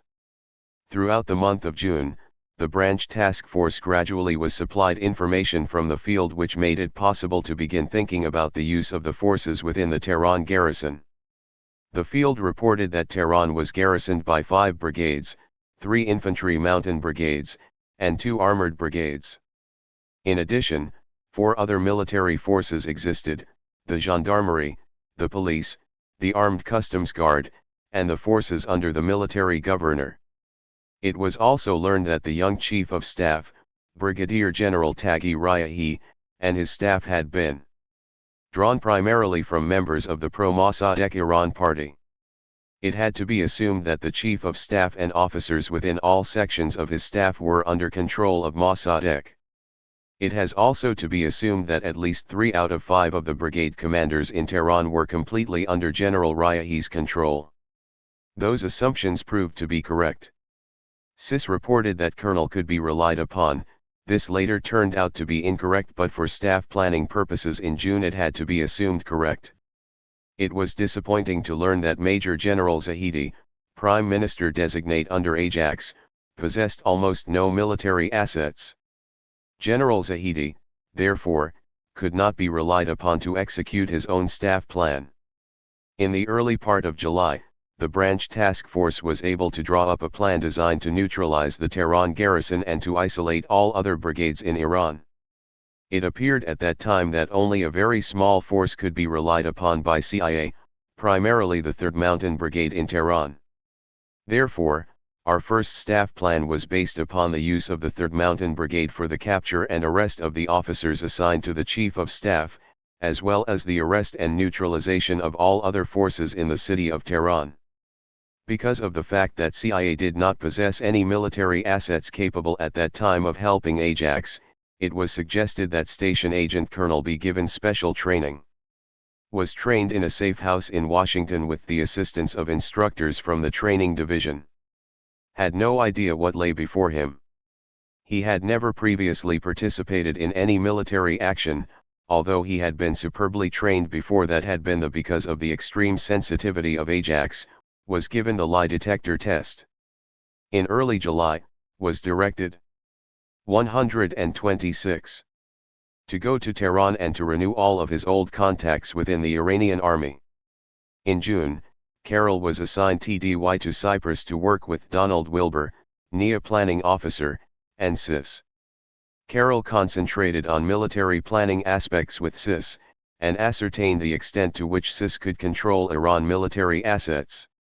Headquarters was extremely concerned because the plan assumed that the Shah would sign a farman dismissing Mossadegh without being certain that his army officers and men were well organized enough to force Mossadegh from office in the event Mossadegh did not obey the farman, since CIA and SIS did not possess military assets capable of being organized into an effective fighting force, and it was feared that the development of new military assets and their organization into a fighting force could not be accomplished in time. SIS in Cyprus stated that it did have several important friends among the military, but the only officer among their friends then in a position to be of assistance to us was Colonel would cooperate. Military planner Carroll doubted whether 1 brigade out of 5 would be sufficient to overthrow Mossadegh and stated frankly that our military plan must be viewed as extremely tentative. He also stated that he hoped upon arrival in Tehran to find other assets in addition to Colonel. From the military point of view, the discussions in Cyprus were extremely disappointing because they made it clear that they wanted to accomplish much but had very little with which to accomplish it. It also made it clear that Carroll and Colonel should arrive in Tehran as soon as possible, where the military plan would of necessity have to be completed. On July 15 Carroll left for London, where SIS studied the military plan for 2 days and approved it with little comment. They agreed that, if Ajax were to succeed, CIA must start from scratch and work quickly to find powerful friends among Iranian army troop commanders. In London, Carroll with Major Keane and 2. Appendix D 127. Other British Army officers on duty with CIS, went over 2 military plans which had been drawn by the branch task force. Both of our military plans used the same arrest lists for military and civilian persons in Tehran. These lists were compiled as a result of a long study of pro-Mossadegh Iranians, and later proved to be at least 90% correct. The British approved the arrest lists after their CE expert and their biographical section studied them. A third arrest list, the Today arrest list, was studied very carefully by CIS Today party experts and was approved without addition. It would seem that our appraisal of Iranians must have been based upon approximately the same information. While these arrest lists were farmed out to CIS experts, Carroll sat down to study the 2 military plans with Major Keane and with the British Major. The first plan was based upon the assumption that was a controlled British agent. After a detailed examination of the target list for neutralization in the city of Tehran, CIS stated that the targets we had listed for neutralization were the correct ones and that we had assigned duties for components of the 3rd Mountain Brigade about as well as any other way they might suggest. We next turned to an examination of our second military plan based upon the assumption that Carroll might be able to develop assets in Tehran capable of controlling 3 brigades. We all agreed that it would be extremely hazardous to base all of our hopes upon 1 brigade out of the 5 in Tehran and that, if possible, we should attempt to develop additional forces. CIS approved this plan and they then passed both plans up to a brigadier who returned them the next day without comment. During these discussions a cable arrived in London via Cyprus from Tehran in which Tehran station reported General Zahidi's military assets. This message confirmed all of our fears. For some time the station had been attempting to persuade General Zahidi to list his military assets and to indicate how he hoped to use them. 128. At last General Zahidi reported. He claimed none of the 5 brigades in Tehran. His military plan assumed that he might be able to use the Imperial Guard, some troops from the Department of Army Transport, components from the Department of Police, and components of the Armed Customs Guard.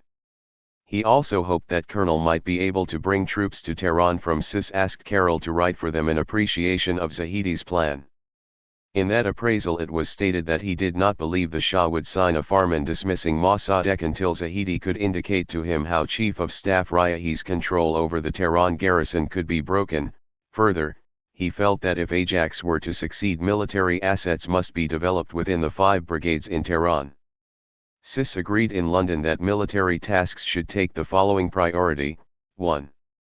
Seizure and occupation of designated points. 2. Execution of arrest and detention lists. 3. Neutralization of pro-Mossadegh military forces in Tehran. 4. Neutralization of the city of Tehran. 5. Reinforcement of pro-Zahidi forces in Tehran by forces outside of the city. These priorities were laid down because it was desired that communications be knocked out as soon as possible in order to prevent pro-Mossadegh forces and personnel from communicating with each other. Carroll left London on the first available aircraft following these conferences, arrived in Tehran on July 21, and got in touch with sifting through operational contact reports covering all of his important conversations in Tehran. 2 officers were noted as being of special promise. These were contact reports of conversations with Major General and with Colonel, both of whom were old and good friends of. These 2 officers reflected the fear of the Today party that was becoming general after the Today showing of July 21. Goyarin, Goodwin. Appendix D 129. And Carroll agreed that it was imperative that Carroll meet as soon as possible with an officer appointed by Zahidi to work on our military scheme. Zahidi never did designate a military secretariat, and it was necessary for us to develop our own. Because of General Zahidi's manifestly weak position among the military then on active duty, and because it became apparent that it would be necessary for CIA to seize the initiative and to furnish him with a military plan and military forces, the development of Colonel was stepped up. Was directed to determine what assets Colonel might be able to lead us to. Colonel first offered a plan which called for a military coup d'état without explaining how it was to be accomplished. Then was pressed to persuade Colonel to be more realistic, and on July 30 he received from Colonel a plan which was more specific but still pitifully inadequate. Colonel said he would execute arrests and target lists, neutralize military installations and non-cooperating forces within 2 hours. This was nonsense. The most important thing Colonel reported was that he was in touch with 3 young colonels who might possess important strength within the Tehran garrison. Colonel also told that General lacked courage but would stiffen his back should the Shah appoint him Chief of Staff. Colonel did not mention General Zahedi and did not seem to be in touch with him. Told Colonel Akavi that he could put Colonel in touch with 1 or 2 Americans whom he had met in the United States. At this time the Shah also indicated that he did not have control of important military assets. Carroll met on 2 and August 3 and began staff planning. Colonel was full of desire to do something, but had no idea of how to go about it. He said that he had friends who could control the 2nd and 3rd Mountain Brigades but did not trust either Colonel, commanding officer of the 3rd Mountain Brigade, or Colonel Momtaz, commanding officer of the 2nd Mountain 130 Brigade. Colonel reported that General had told him the day before that if the Shah acted he was ready to perform any service whatsoever and to die for the Shah if necessary. After these early meetings with Colonel, it became apparent that he, himself, was not in a position to command anything and was only hoping that he might persuade his friends to do so. Carroll then met directly with Colonel and his friend. The latter turned out to be Colonel. Colonel reported a long list of assets within the Tehran garrison, principally among deputy commanders of brigades and regimental commanders. On 6, 7, and August 8, colonels, and Mr. Carroll carried on staff planning based upon the units commanded by friends whom claimed. Colonel stated that his primary friends were, of the Tehran Police, of the Tehran Gendarmerie District, and, he felt certain that ultimate victory would be ours through these friends, and through his friends who were regimental and battalion commanders. Among these were important unit commanders in the Tehran garrison. Through these officers Colonel was in touch with every infantry battalion commander in Tehran and with most of the company commanders. However, those officers had not been formed into an organization and were not ready to overthrow Chief of Staff General Riahi's firm control of the Tehran garrison which he exercised through the brigade commanders in Tehran. For instance, if we were to succeed we must arrest Colonel Sharak, commanding officer 1st Armored Brigade, Colonel Parsa, commanding officer 1st Mountain Brigade, and probably Appendix D 131. Colonel Ashraf, military governor and commanding officer of the 3rd Mountain Brigade. Colonel Novzari, commanding officer of the 2nd Armory Brigade would probably remain neutral but we felt it imperative that his deputy, Lt. Colonel Baramai, be arrested. It therefore became clear from the military point of view that success might depend upon whether or not General Riahi succeeded in arresting our friends before we arrested his, and that the test of strength would very largely rest upon the amount of security we were able to maintain while attempting to knit all of our friends into a functioning team. It also was clear that we had to devise a scheme capable of carrying our operations in the event our first platoon of young officers was arrested. Carroll therefore worked for 2 nights with colonels devising a system which would work in the event our first team was arrested. The danger signal we adopted to alert battalion and company commanders to take independent action was the arrest of Colonel Zandkarami and of his closest friends. The weakness in our plan lay in the fact that the station would not be in a position to contact battalion and company commanders but would have to depend upon Colonel to do the job. While discussing this subject, Colonel stated that he would be able to contact lower unit commanders within 48 hours after receipt of the Shah's farman. The hesitation of the Shah in signing the farman worked to our advantage, for it gave us several more important days in which to discuss with Colonel the development of our final staff plans, which was based upon the use of the units which his friends commanded. This problem was complicated by the fact that Colonel became violently ill and was later forced to retire to his bed. As the climax approached, tension increased, and it is not inconceivable that tension caused by fear had something to do with Colonel's illness. Colonel did remain on his feet long enough to speak to the Shah on August 9 in an interview which later proved vital to the success of the military phase of Ajax. Until Colonel saw the Shah, he was not certain that our friends in the Tehran garrison would act without 132. The Shah's approval. However, after talking with the Shah, Colonel was able to tell Colonel that the Shah did desire military support in the event he should decide to sign the Farman. Colonel was asked by the Shah whether or not the army would back a Farman dismissing Mossadegh. Colonel told the Shah that he had been meeting with Carroll and that a reasonable staff plan was being prepared, one that assured victory if it were carried out properly. The Shah then asked for the names of the officers who would cooperate, and Colonel reported the same names which we had earlier submitted to the Shah through Asadullah Rashidian. He asked to meet General Zahidi. In reporting the substance of his audience with the Shah, Colonel asked the station if the United States would support General Zahidi. He was told that it would. Colonel also accepted General Zahidi. Both officers stated that they had not been in touch with General Zahidi for several months but believed him to be a very good leader. During the nights of 11, 12, and August 13, staff planning continued based upon the use of 40 line commanders within the Tehran garrison. Colonel met General Zahidi, who agreed that General might be Chief of Staff. General expressed the desire to meet Carroll and to discuss plans with him, Farzanagan, Colonel, and Colonel. This meeting was postponed until we felt our staff plan was complete enough for General to act upon it. On August 11 Zahidi asked to have come to see him. General Zahidi and talked for 3 hours. Reported that General Zahidi was extremely appreciative of American assistance and asked to act as liaison officer between himself and the Americans for military purposes. He also asked him to become his officer in charge of the military bureau which had been meeting with Carroll during the last week. On August 12 Farzanagan took General to see Appendix D 133. Zahidi, and General pledged General Zahidi all assistance.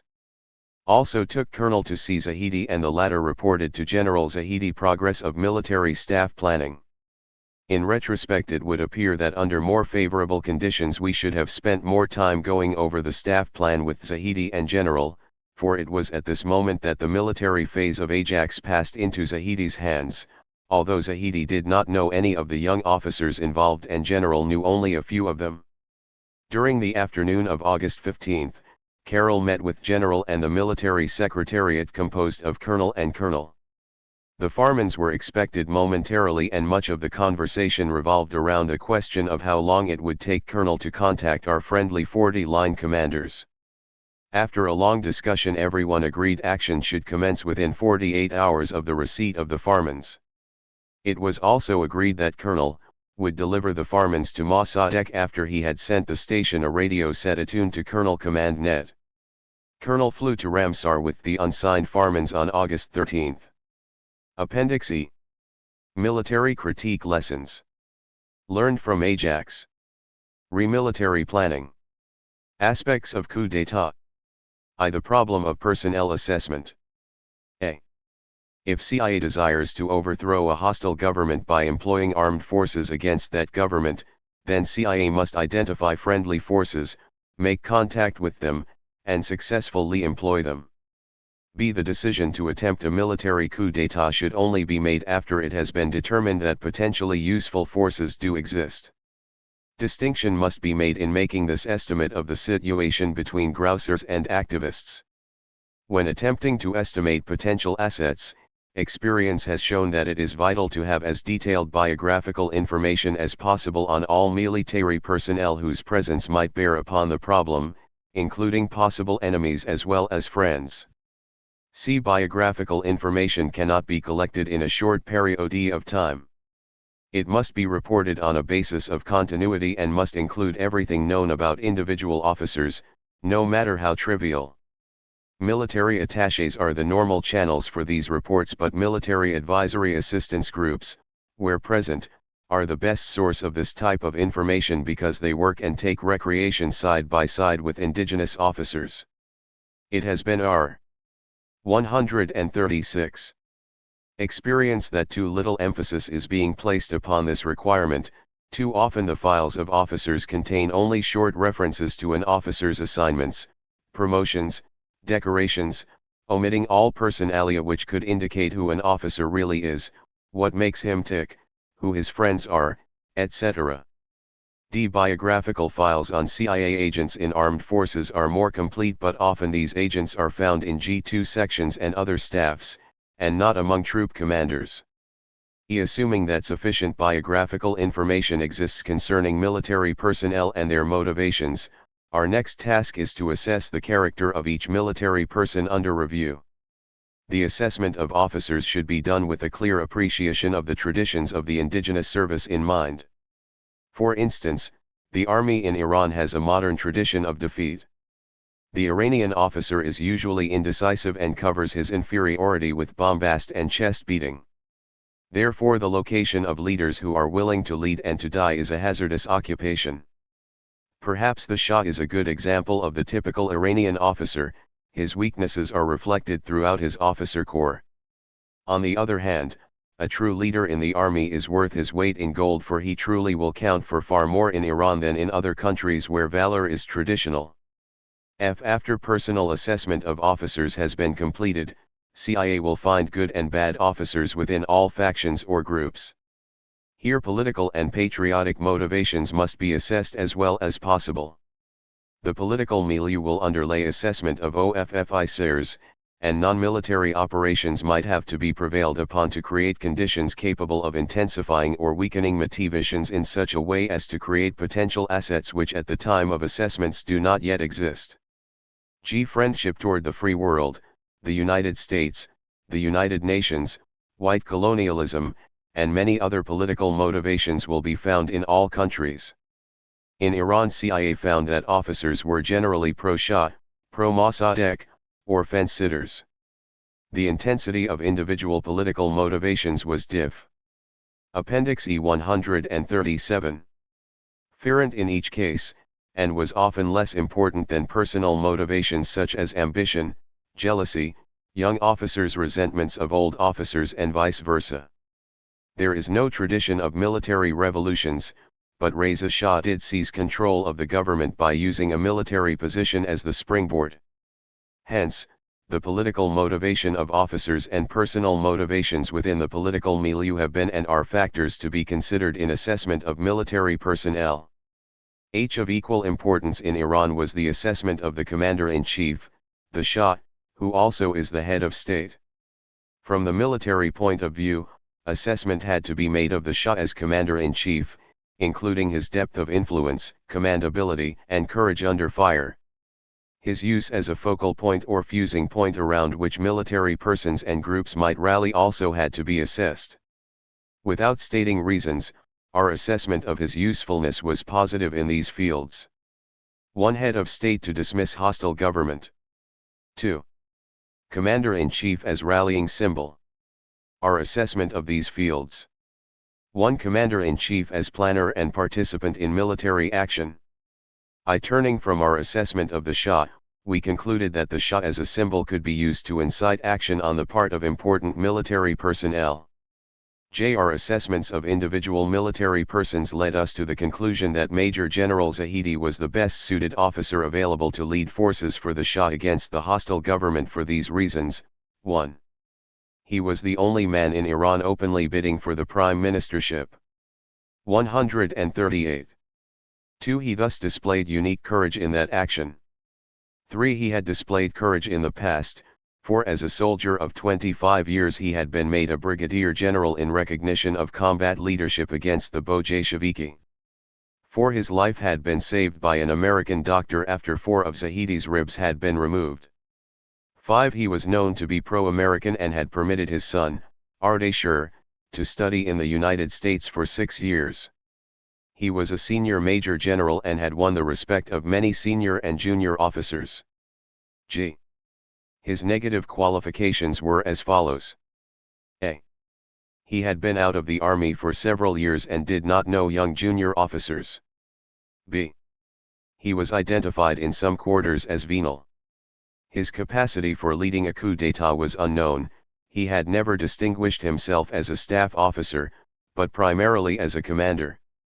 See, most of his friends were drawn from among the civilian population, few were army officers. Specific assessment of line commanders in the Tehran garrison could not go forward in Washington until intelligence directives had been laid upon the field station. For instance, headquarters did not know the names of any of the brigade commanders in Tehran, and to our surprise, neither did the G2 section, Pentagon. Headquarters did not possess any idea of the order of battle in Iran, nor did G2, Pentagon. Before specific assessment of line commanders could be made, therefore, Tehran station had to report to headquarters military information which should have been collected by military attachés on a day-to-day basis. While assessment of individual officers was being made in headquarters, the actual decisions had been taken by the Department of State to do everything possible to turn out Mossadegh. This decision to proceed found us with no clear picture of the military situation in Iran, without even a list of officers and their assignments, and with no operational assets among those. Appendix E 139. Officers in command positions. It must be understood, therefore, that swifter movement was required in all phases of our military actions to such an extent that assessments were made and decisions taken on a much less secure basis than would otherwise have been the case. And our assessment of Mossadegh's Chief of Staff, Brigadier General Taghi Riahi, was done with care. We studied him in the light of his total personal environment, including a study of the persons with whom he lived, the persons he had removed from office, the persons he appointed to office, persons he had gathered in his staff, the political persons with whom he associated. From the political point of view, there was no doubt that Mossadegh had chosen his chief of staff very well. But from the military point of view, Brigadier General Riahi had several weaknesses. We could not be sure, but we had good ground to hope that Riahi's lack of command and combat experience would prove important if a test of military strength could be brought about. We did not question his personal courage and integrity. We found that he was residing with 3 of the outstanding members of the pro-Mossadegh Iranian party and that he actually had led a pro-Mossadegh faction within the army. He and most of his staff had been French trained and were very thorough in staff work and very green in the field. As the field began to report personalia concerning brigadier commanders in Tehran and in other parts of Iran, we were able to assess the situation with much greater clarity. It became evident that it would be necessary to arrest or remove most of the brigade commanders and to develop operational assets, for the most part, beneath that echelon of command. This assessment later proved to be correct and saved us much time and kept us from harm from the security point of view. Because of the all-pervading necessity of drum-tight security, we could see from the beginning the necessity for approaching and developing only those persons with whom we stood a very good chance of success. 140. p. From all the above it can readily be seen that the possession of all-inclusive biographical information is vital to the success of any operation which includes large-scale use of military personnel. Failure can easily depend upon a mistake in the assessment of one officer and victory hinged upon it. 2. A military intelligence as a basis for action intended to overthrow hostile governments. 1. A war map should be kept by paramilitary officers in each station where revolutionary action may be required. Maps should be assembled of every scale of possible use.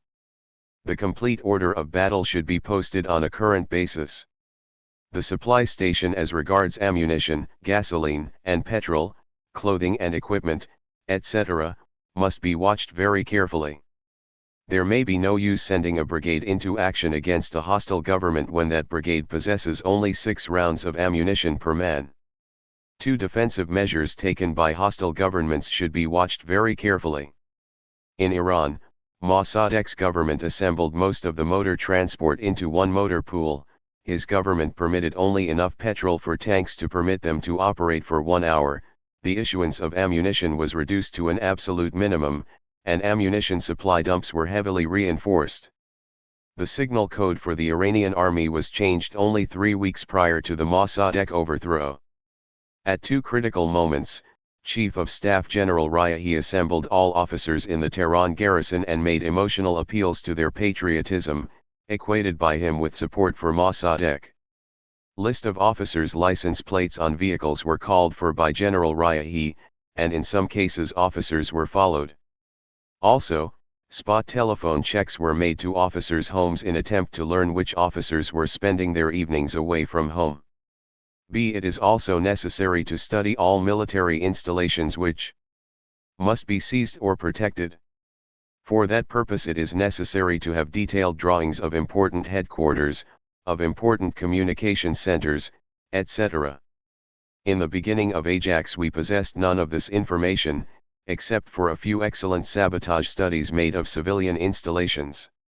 See, in an action of this sort it must be appreciated well in advance that key personnel and civilian installations must be seized.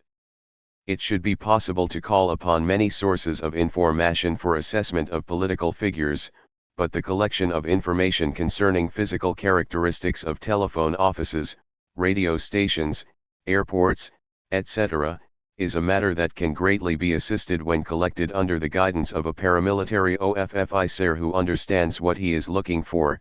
That is not to say that an excellent intelligence officer could not do the same, but his intelligence directives should be carefully drawn. D. Weather conditions may be absolutely vital to success and should be noted at least well in advance. Should fog exist, for instance, time and distance factors in staff planning may be thrown off entirely. Rain and storms might do the same. The question of whether or not to begin action by daylight or at night is a vital decision, and it must be made on the ground. In places where curfews exist, conditions may be radically altered by that fact. In other locations the habits of the people may be of extremely important military significance. For instance, the siesta habit, including the closing of most of the shops in business areas, may be important. Also, the day in the week observed as the religious day should be studied for possible usefulness as well as important holidays. Days which neutralize or tend to neutralize opposition groups should be studied with care.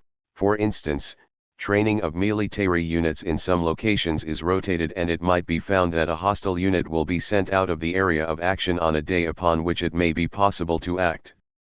Military information concerning GL sections may prove extremely useful. In some cases it is possible to arrange for the replacement or reassignment of officers who are in the wrong position from our point of view. The placing of the 142 right man in the right spot at the right time is of course the most important factor in all military operations and should under no circumstances be overlooked in operations of this kind.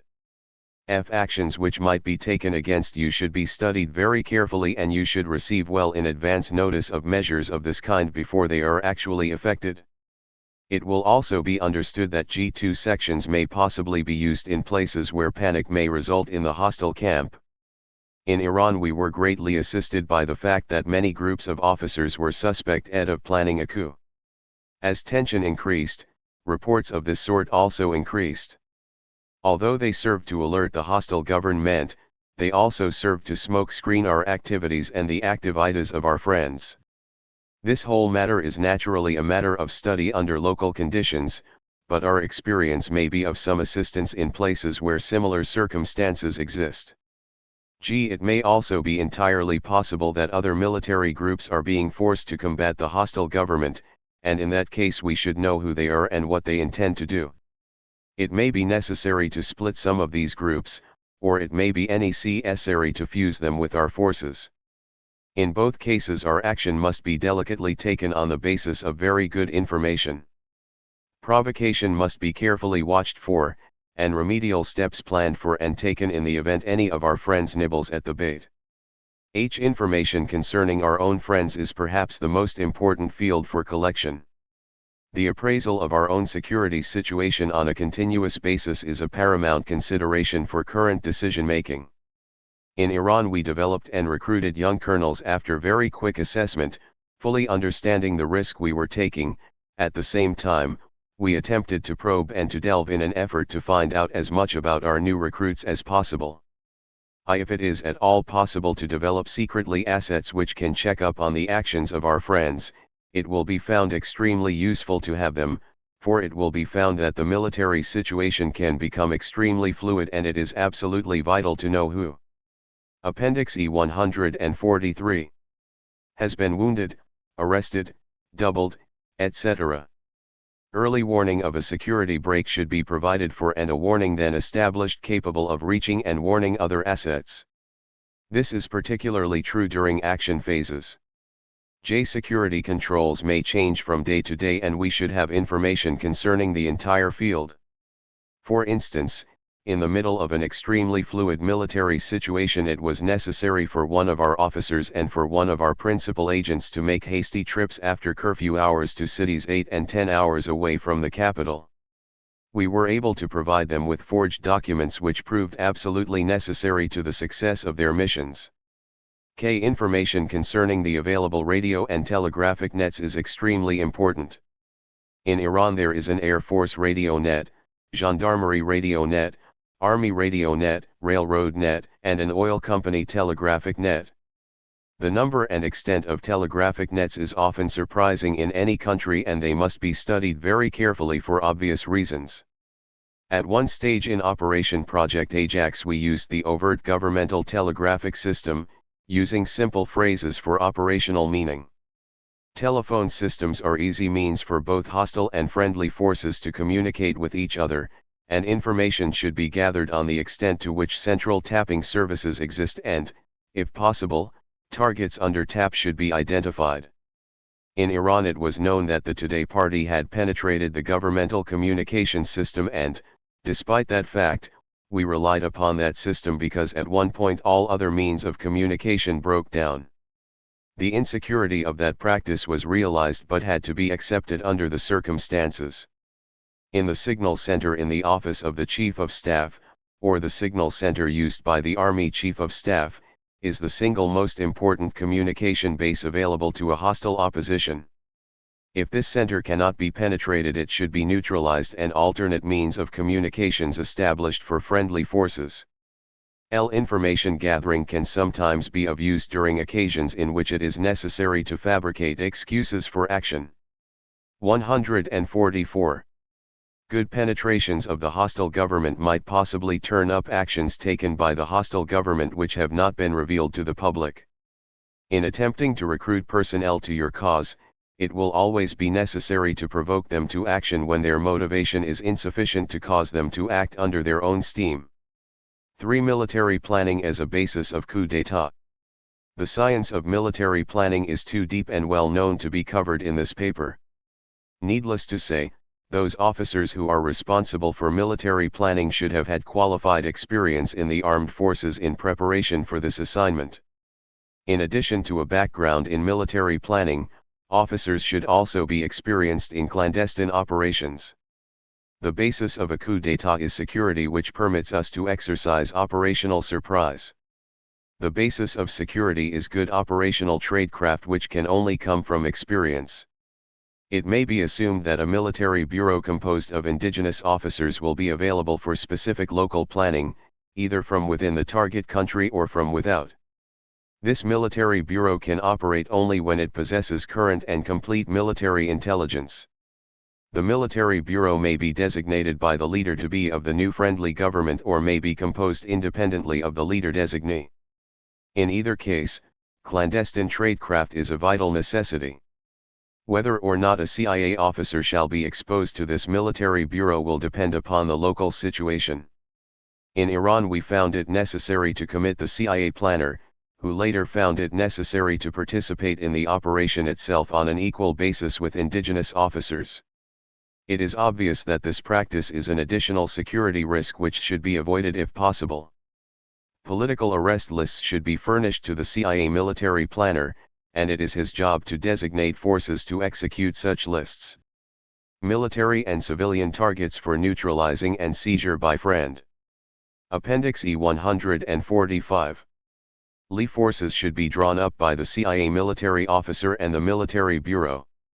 If possible, a CIA radio net should be created specifically for the coup d'état, tying our CIA field officer with the military bureau, which in turn should be tied into the headquarters and command units for friendly forces. Where this practice is not feasible, other means of communication should primarily be relied upon. but in all situations a primary and alternate means of communication among these elements should be created. Military planning should be based upon the principle that some elements' friendly forces will be exposed, and that our operation must not collapse on that account. Therefore, danger signals should be included which automatically call for movement from one phase to the other depending upon who or what units have been exposed to the hostile government. In Iran there was good reason to believe that danger signals so noted prior to the change of government were instrumental in keeping alive an operation which, to an outsider, appeared to have failed. The possibility of civil war must be accepted by our military planners and measures taken within the plan for the eventuality. Such an eventuality might possibly include the necessity for establishing a safe base for the new friendly government. Possibilities and eventualities stemming from civil war can only be seen upon the analysis of each local situation, but they are not difficult to foresee and should certainly be planned for. The creation of safe house bases for operational contacts must be planned for and executed well in advance of the commitment of our friendly forces. Several safe houses or safe bases should be found in order to maintain contact with friendly elements in the event one or more of our safe houses are blown. In cases where CIA personnel are all stationed within an embassy, the operational situation demands that safe houses and safe bases be established. These safe houses should ideally include radio, independent telephone, or other means of communications, depending upon the local situation. In situations in which it is necessary to cache money, ammunition, arms, clothing, food, and documents. 146. Safe houses should be found with secure keepers capable of securing these items. Support items such as automobiles, taxicabs, and other vehicles should be procured and kept sterile well in advance of the operational situation. Compartmentation of persons and units who compose our friendly forces should be made wherever possible. In the event a part of our operation be exposed, it is vital that interrogation not disclose our entire assets. Members of the military bureau should under no circumstances actively participate in the operation because under interrogation they would be in a position to disclose too much. And the military board should include both staff officers and line officers, and as many functional specialists as may be necessary under local conditions. A communications staff officer will be found very useful. Possibilities of blowback against the United States should always be in the back of the minds of CIA officers involved in this type of operation. Few, if any, operations are as explosive as this type. This fact makes it imperative that the best trained and experienced officers who can be found be assigned. Military planning should include the possibilities of complete failure and, therefore, should include an evacuation scheme for CIA and indigenous personnel who might be exposed. Aircraft of American military attachés, evasion and escape nets, and other operational assets might have to be employed. If none of these assets exists, then hiding places should be created in advance of the operation which are kept sterile throughout. Commitments to friendly persons should be kept well within our ability to make good. In Iran we did not rely upon bribery because we felt that those officers who would accept bribes would probably betray the operation in the event of extreme difficulty, i.e., torture. In Iran we did not spend 1 cent in the purchase of officers. Forethought should also be given to the problem of care and keeping of wives and families of friendly officers. APPENDIXE 147. The possibility of using weapons of foreign make should be kept well in mind in cases where American arms are not indigenous to the local area.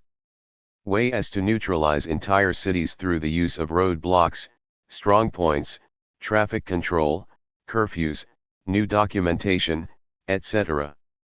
Needless to say, a complete roster of officer assignments in the new army should be drawn well in advance in order that there be no confusion. Wherever possible, it is much better to use the local army supply system than it is to create a new clandestine one. It also follows that it is much better to conduct the operation from within the country than it is to attempt a cross-border operation.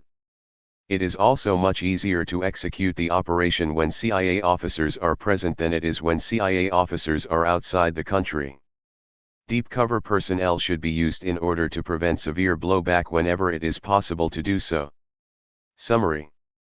By the end of 1952, it had become clear that the Mossadegh government in Iran was incapable of reaching an oil settlement with interested Western countries, was reaching a dangerous and advanced stage of illegal deficit financing, was disregarding the Iranian constitution in prolonging Premier Mohammad Mossadegh's tenure of office, was motivated mainly by Mossadegh's desire for personal power, was governed by irresponsible policies based on emotion, had weakened the Shah and the Iranian army to a dangerous degree, and had cooperated closely with the Today Party of Iran. In view of these factors, it was estimated that Iran was in real danger of falling behind the Iron Curtain. If that happened, it would mean a victory for the Soviets in the Cold War and a major setback for the West in the Middle East. No remedial action other than the covert action plan set forth could be found to improve the existing state of affairs. It was the aim of the Ajax project to cause the fall of the Mossadegh government, to re-establish the prestige and power of the Shah, and to replace the Mossadegh government with one which would govern Iran according to constructive policies. Specifically, the aim was to bring to power a government which would reach an equitable oil settlement, enabling Iran to become economically sound and financially solvent, and which would vigorously prosecute the dangerously strong Communist Party. Once it had been determined definitely that it was not in American interests for the Mossadegh government to remain in power, and CIA had been so informed by the Secretary of State in Kark 1953, CIA began drafting a plan whereby the aims stated above could be realized through covert action. An estimate entitled Factors Involved in the Overthrow of Mossadegh was completed on April 16, 1953. It was here determined that an overthrow of Mossadegh was possible through covert operations.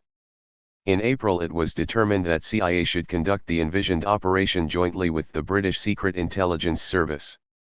By the end of April, it was decided that CIA and CIS officers would draw up a plan on Cyprus which would be submitted to CIA and CIS headquarters, and to the Department of State and the Foreign Office for final approval. On June 3, 1953, U.S. Ambassador Loy Wesley Henderson arrived in the United States, where he was fully consulted with regard to the objective and aims, as stated above, as well as CIA's intentions to design covert means of achieving the objective and aims.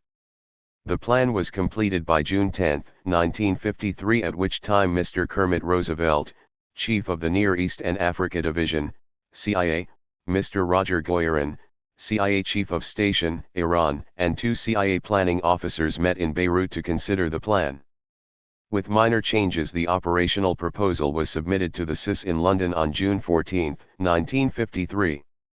On June 19, 1953, the final operational plans agreed upon by Mr. Roosevelt for CIA and by British intelligence in London, was submitted in Washington to the Department of State, to Mr. Alan W. Dulles, Director of CIA, and to Ambassador Henderson for approval.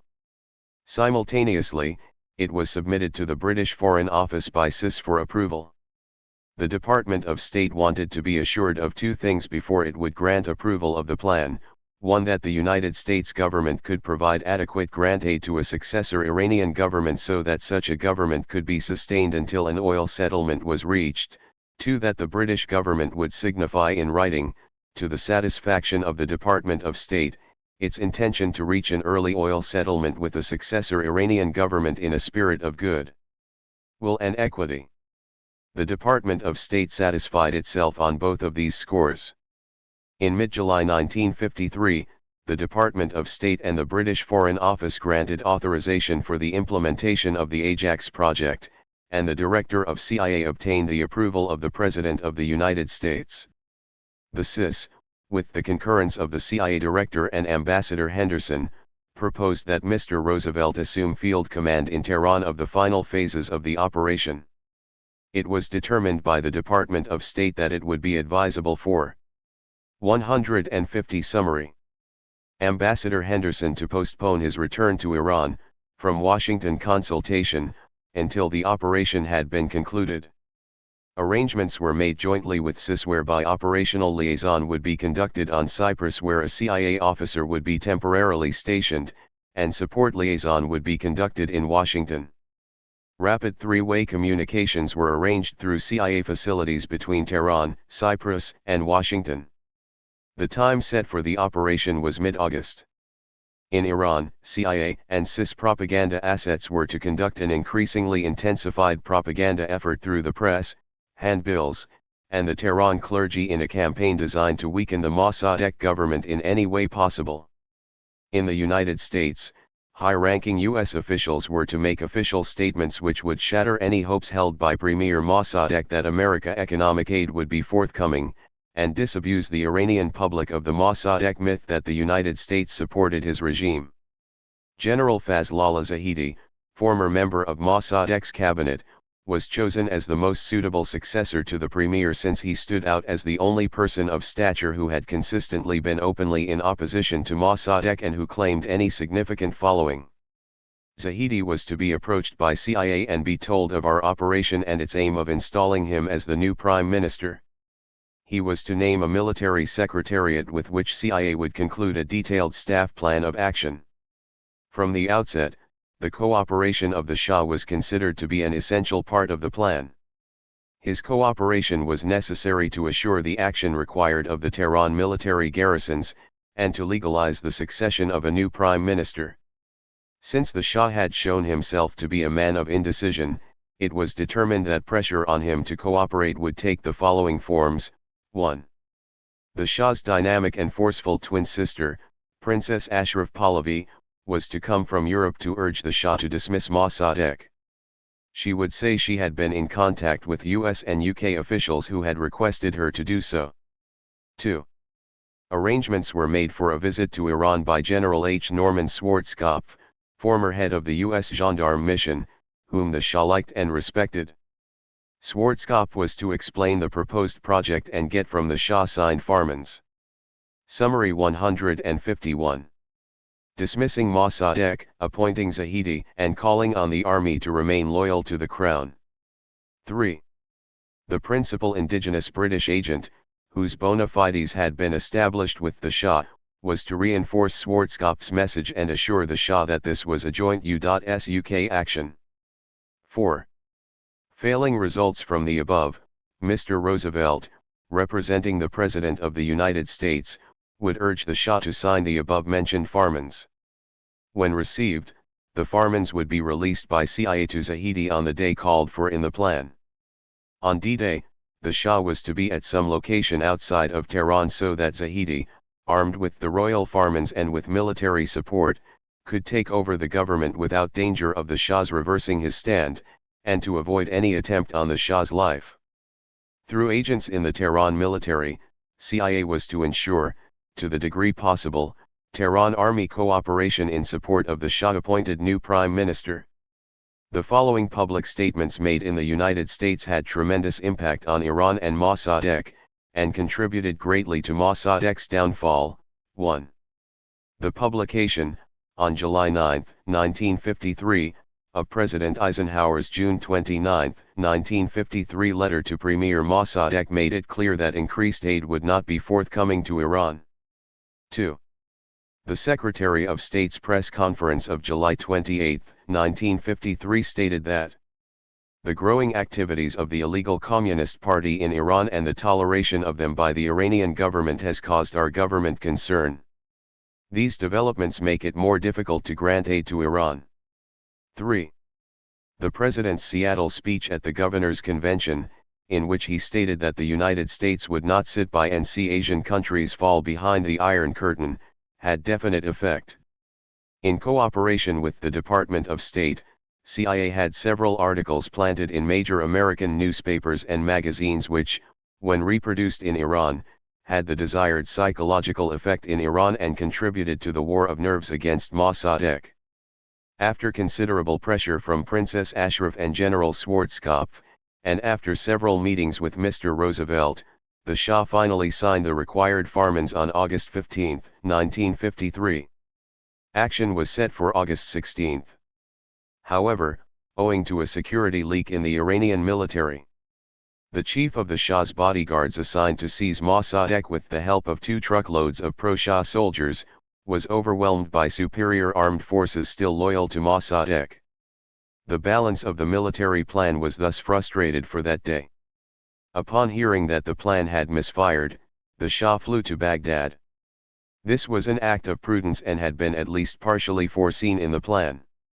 Zahedi remained in hiding in CIA custody. With his key officers, he eluded Mossadeq's security forces which were seeking to apprehend the major opposition elements. Early in the afternoon of August 17, 1953, Ambassador Henderson returned to Tehran. General Zahedi, through a CIA-arranged secret press conference and through CIA-covered printing facilities, announced to Iran that he was legally prime minister and that Mossadegh had staged an illegal coup against him. CIA agent assets disseminated a large quantity of photographs of the Farmans, appointing Zahedi prime minister and dismissing Mossadegh. This had tremendous impact on the people of Tehran, who had already been shocked and angered when they realized that the Shah had been forced to leave Iran because of Mossadegh's actions. U.S. Ambassador Burton Y. Berry, in Baghdad, contacted the Shah and stated that he had confidence that the Shah would return soon to Iran despite the apparent adverse situation at that time. Contact was also established with the Shah in Rome after he had flown there from Baghdad. Mr. Roosevelt and the station consistently reported that Mossadegh's apparent victory was misleading, that there were very concrete signs that the army was still loyal to the Shah, and that a favorable reversal of the situation was possible. The station further urged both the British Foreign Office and the Department of State to make a maximum effort to persuade the Shah to make public statements encouraging the army and populace to reject Mossadegh and to accept Zahedi as prime minister. On August 19, 1953, a pro-Shah demonstration, originating in the Bazaar area, took on overwhelming proportions.